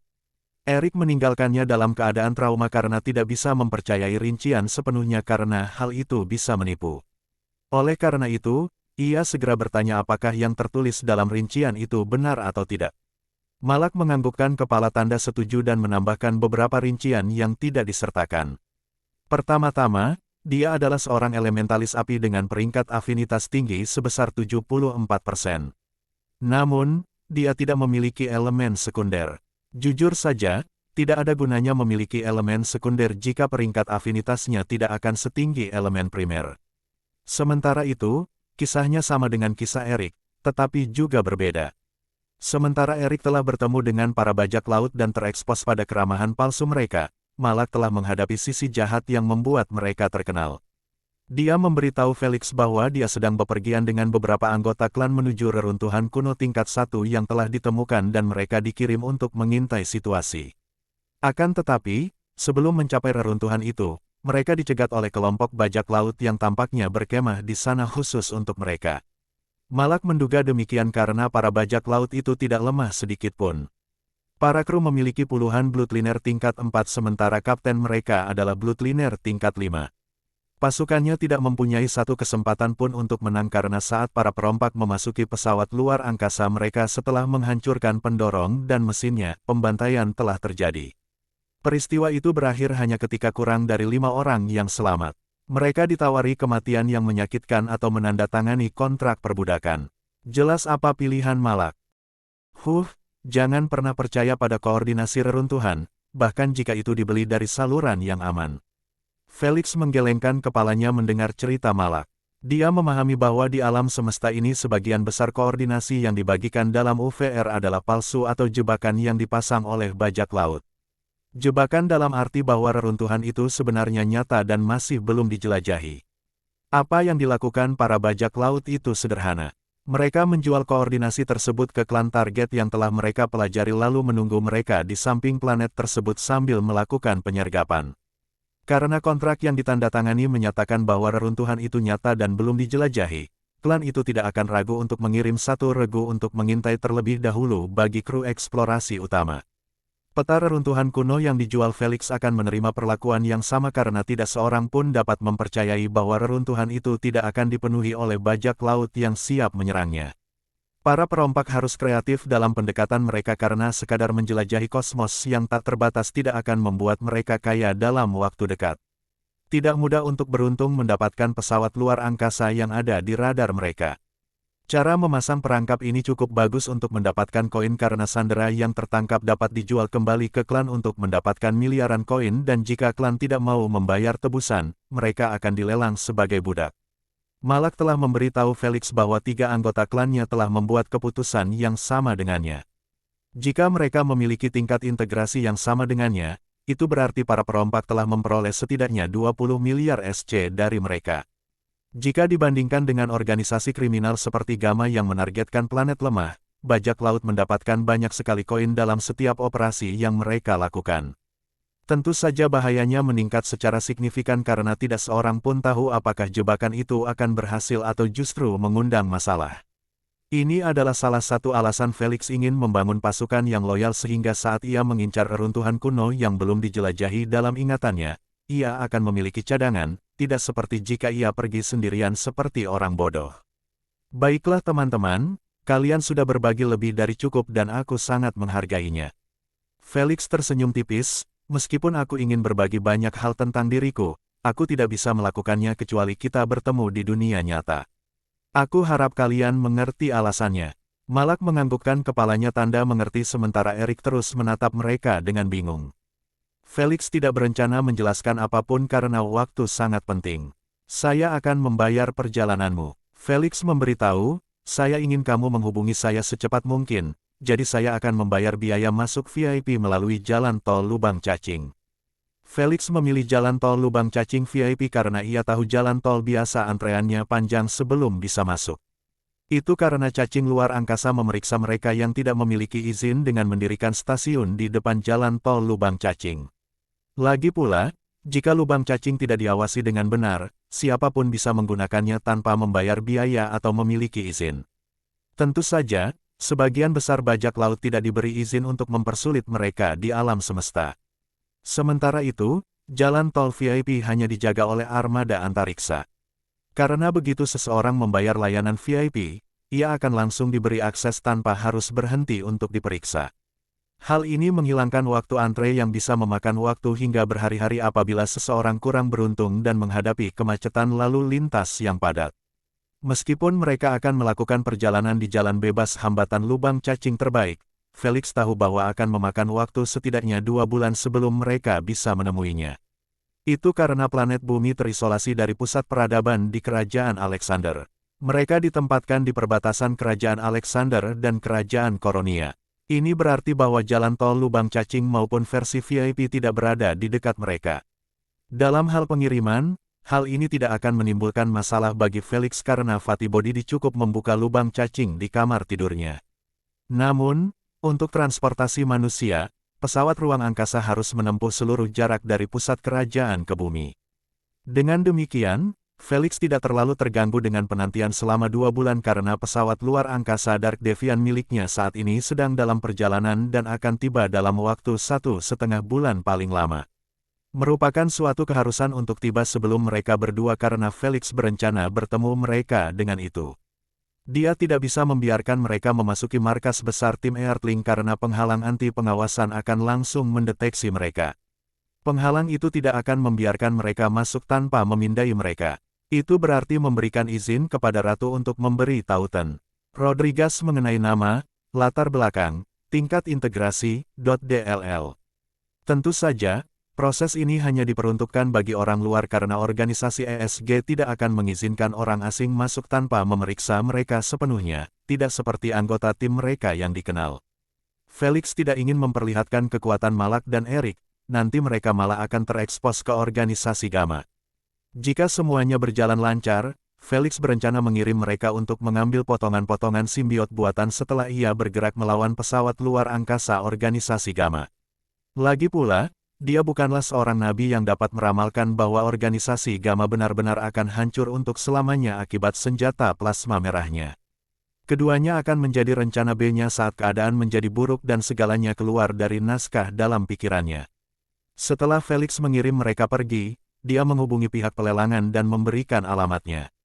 Dia akan bertanggung jawab atas pembayarannya, tetapi mereka akan mengurus transportasi untuknya. Felix tidak ingin Putri Burung memata-matainya karena diskusi dan informasi sensitif tersebut. Setelah selesai, dia mengiriminya pesan untuk menemaninya ke pelelangan terakhir hari itu.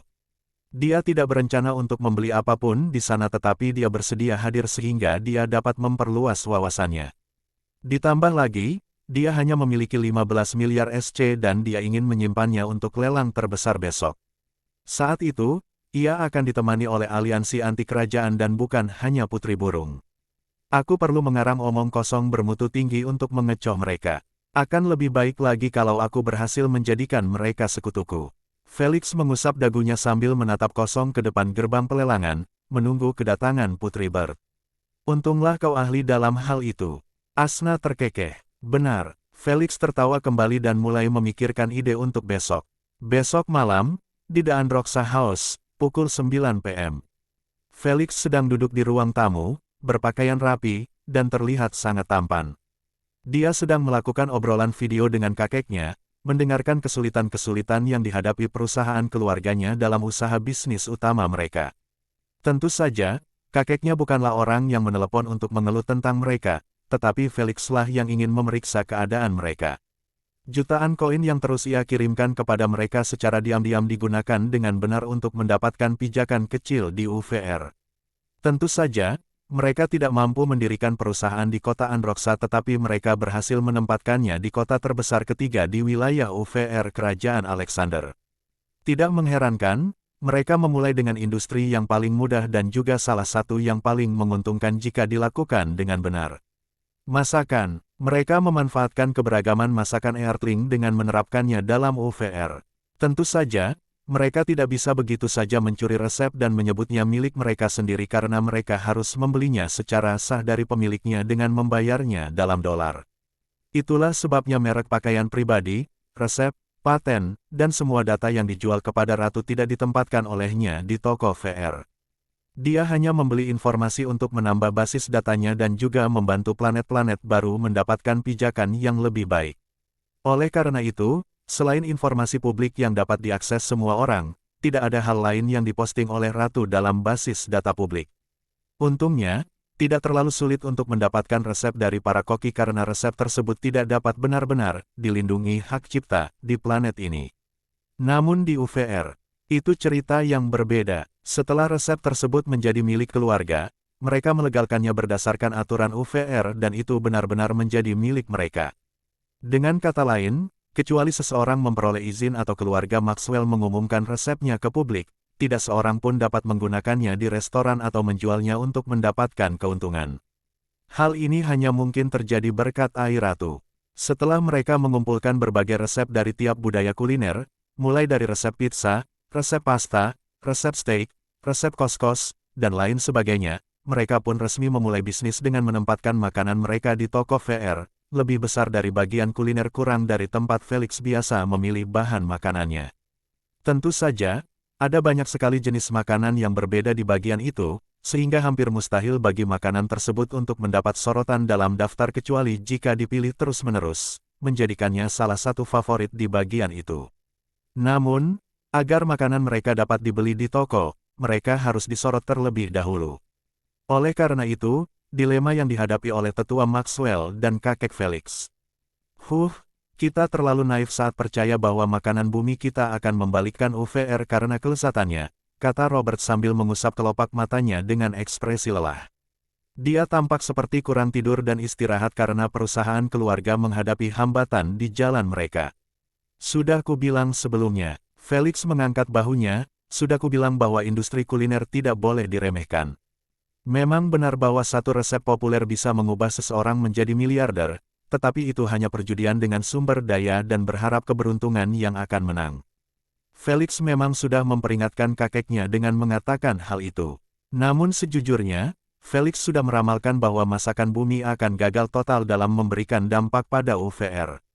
Dia memiliki pengetahuan masa depan selama 20 tahun dan tidak ada satu resep pun yang berhasil meninggalkan jejak dan menonjol di antara triliunan resep lainnya. Resep-resep tersebut hanya diperuntukkan bagi umat manusia tanpa menyebut ras lain. Terus terang saja, Felix selalu yakin bahwa makanan penduduk bumi akan berdampak jika diiklankan secara besar-besaran di UVR. Namun siapakah yang waras yang akan menghabiskan ratusan juta hingga miliaran koin hanya untuk mengiklankan satu resep saja jika modal yang dimilikinya bahkan tidak setengah dari jumlah tersebut?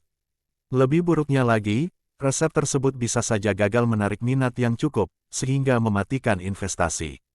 Terlalu berisiko untuk mengiklankan resep. Jika seseorang ingin melakukannya, ia perlu mempelajari ilmu makanan secara mendalam terkait dengan mayoritas konsumen di UVR. Kalau bukan karena itu, Felix pasti sudah memilih rencana kakeknya dan para tetua jauh sebelum mereka. Akan tetapi, itu tidak berarti dia tidak berinvestasi sama sekali di industri makanan karena Primo Investment Company miliknya memiliki satu restoran dan berinvestasi di satu perusahaan makanan. Felix tahu bahwa seiring berjalannya waktu, restoran itu akan menciptakan resep surgawi sementara perusahaan makanan akan menciptakan alat memasak baru. Jadi dia mungkin saja terjun ke banyak industri tetapi semua proyeknya pasti akan berhasil cepat atau lambat. Seharusnya kita mendengarkan dan beralih ke industri lain. Robert mendesah dengan nada putus asa, sekarang sebagian besar modal kita telah diinvestasikan di perusahaan ini dan kita tidak bisa mundur lagi. Kakek tua, apakah kau sudah menyerah? Felix mengejek dengan nada mengejek. Apa yang terjadi dengan para pengusaha hebat yang seorang diri mengubah keluarga menjadi kerajaan bisnis? Apakah kau kewalahan dengan sisi bisnis UVR? Robert terkekeh pelan sambil mengejek, bukankah aku punya kamu? Jika aku gagal menghasilkan uang, aku selalu bisa hidup darimu. Saya lihat rasa malumu belum muncul kembali. Felix terkekeh dan berkata, kakek, saya sudah bilang berkali-kali untuk datang kepada saya untuk meminta modal jika proyekmu gagal. Saya tidak peduli jika kamu gagal 1 atau 100 kali, saya akan selalu mendukungmu. Felix membanggakan diri tanpa malu, tidak seperti kamu, proyek-proyek saya mendatangkan lebih banyak keuntungan daripada yang bisa saya tangani. Kau sama tidak tahu malunya seperti dia. Asna memutar matanya setelah mendengar dia membanggakan proyek-proyeknya yang dia curang dengan ingatan masa depannya. Felix mengabaikan ucapan Asna dan mendesah setelah menyadari bahwa ekspresi kakeknya tiba-tiba berubah kaku. Baiklah, baiklah, aku tidak akan mengatakan ini lagi. Felix tahu bahwa kakeknya terlalu sombong untuk meminta uang darinya. Meskipun dia bercanda tentang hal itu, dia tidak akan pernah benar-benar hidup dari Felix ketika dia sehat dan kuat seperti dirinya yang lebih muda. Bagaimana kalau aku berinvestasi di perusahaanmu? Felix menyarankan, aku bisa membeli 20% saham di Muka dengan 100 juta SC. 100 juta, mata Robert terbelalak sesaat setelah mendengar angka sebesar itu. Dia selalu tahu bahwa Felix sangat kaya tetapi dia tidak pernah bertanya kepadanya tentang berapa penghasilannya atau nama-nama proyeknya.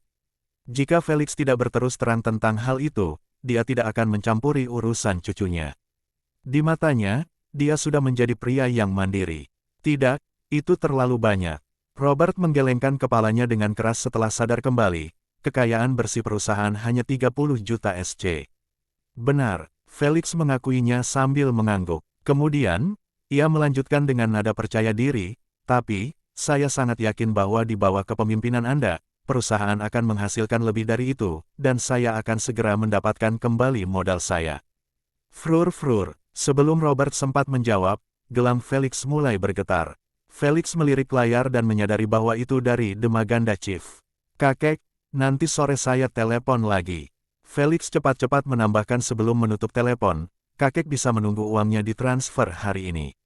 Semoga berhasil. Tunggu. Klek. Felix menutup telepon dan segera mematikan telepon dan pesannya agar tidak ada yang menghubunginya.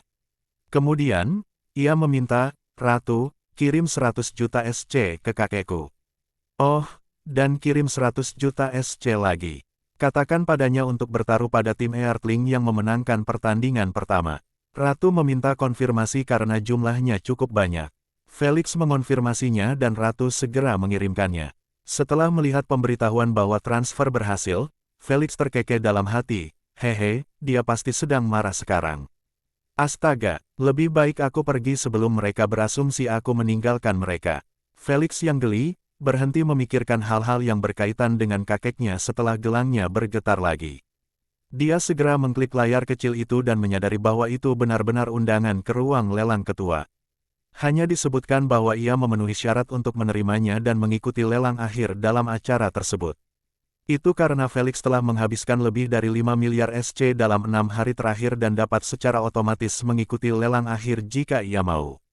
Akan tetapi, dia ingin mendapat satu kamar untuk dirinya sendiri dan itu tidak pantas ketika dia telah membuat kesepakatan untuk bertemu dengan ketua dan yang lainnya di satu kamar. Ratu, terimalah ini. Felix meminta setelah memilih penyamaran secara acak. Di dalam sebuah bangunan besar berbentuk bintang yang ujungnya ditopang oleh batu-batu besar yang mengapung, ribuan orang berwibawa tersebar, masing-masing dalam satu ruangan atau beberapa dalam satu ruangan, tergantung pilihan mereka. Yang paling penting adalah siapapun yang menghadiri lelang ini telah menghabiskan 5 miliar untuk mendapatkan kamar mereka. Wah! Beberapa dari mereka menghabiskannya untuk barang-barang yang bahkan tidak mereka butuhkan hanya untuk mendapatkan tiket masuk.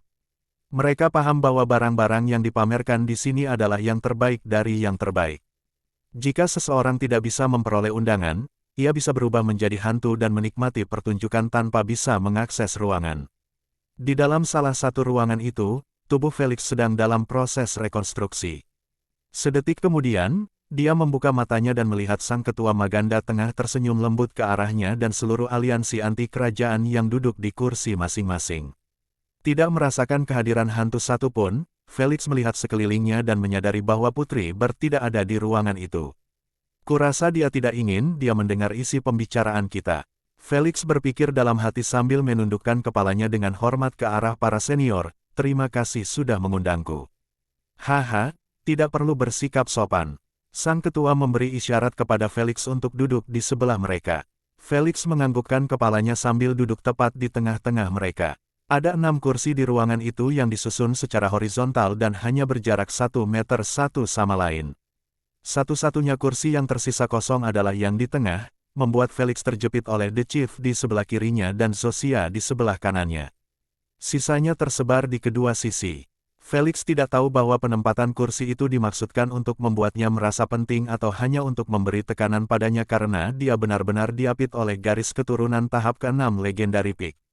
Apapun itu, Felix tidak menunjukkan banyak reaksi. Faktanya, dia meletakkan satu kakinya di atas kaki lainnya, merasa nyaman duduk di antara kedua kakinya seolah-olah dia setara dengan mereka. Mengapa ia tidak merasa seperti itu ketika ia selalu berbagi meja dengan Asna dan J. R. Mumander, dua makhluk yang patungnya berada jauh di kosmos dibandingkan dengan para senior itu. Sepertinya kamu menikmati waktumu selama 6 hari terakhir ini, kata Zosia dengan tenang.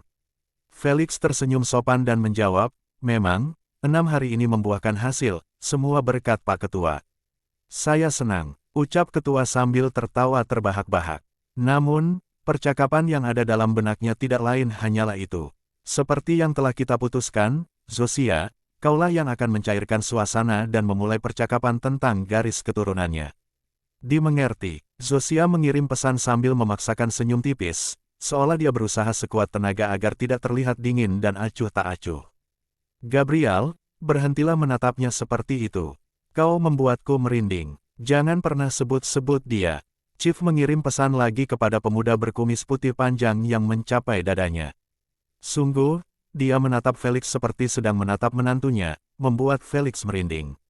Namun, setelah peringatan itu, dia terbatuk dan berhasil mengendalikan emosinya. Dialah laki-laki dari pertemuan sebelumnya yang mengusulkan untuk mengundang Felix ke istananya untuk melihat putri-putrinya. Ia tampak masih belum menyerah pada pikiran itu meskipun ia tidak pernah menerima respons dari Felix. Felix bahkan tidak melihat emailnya karena ia hanya memfilter email lelang sebelumnya.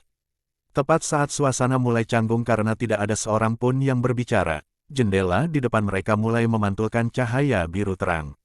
Setelah sedetik, cahaya biru itu digantikan dengan seorang wanita cantik berambut pirang yang mengenakan gaun panjang ketat dan anting berbentuk bulan. Dia berdiri di panggung melingkar sambil tampil sebening kristal bagi semua orang, tidak peduli jarak mereka. Dia tersenyum menawan dan berbicara dengan kedua tangannya terbuka lebar dengan ramah, hadirin sekalian, selamat datang di lelang tahunan yang diselenggarakan oleh Balai Lelang Akuatik, Balai Lelang Beethoven, Balai Lelang Daylight. Dan terakhir, Balai Lelang Dragonair. Tepuk tepuk tepuk, tepuk tangan meriah pun membalas sapaannya, membuat senyumnya makin lebar.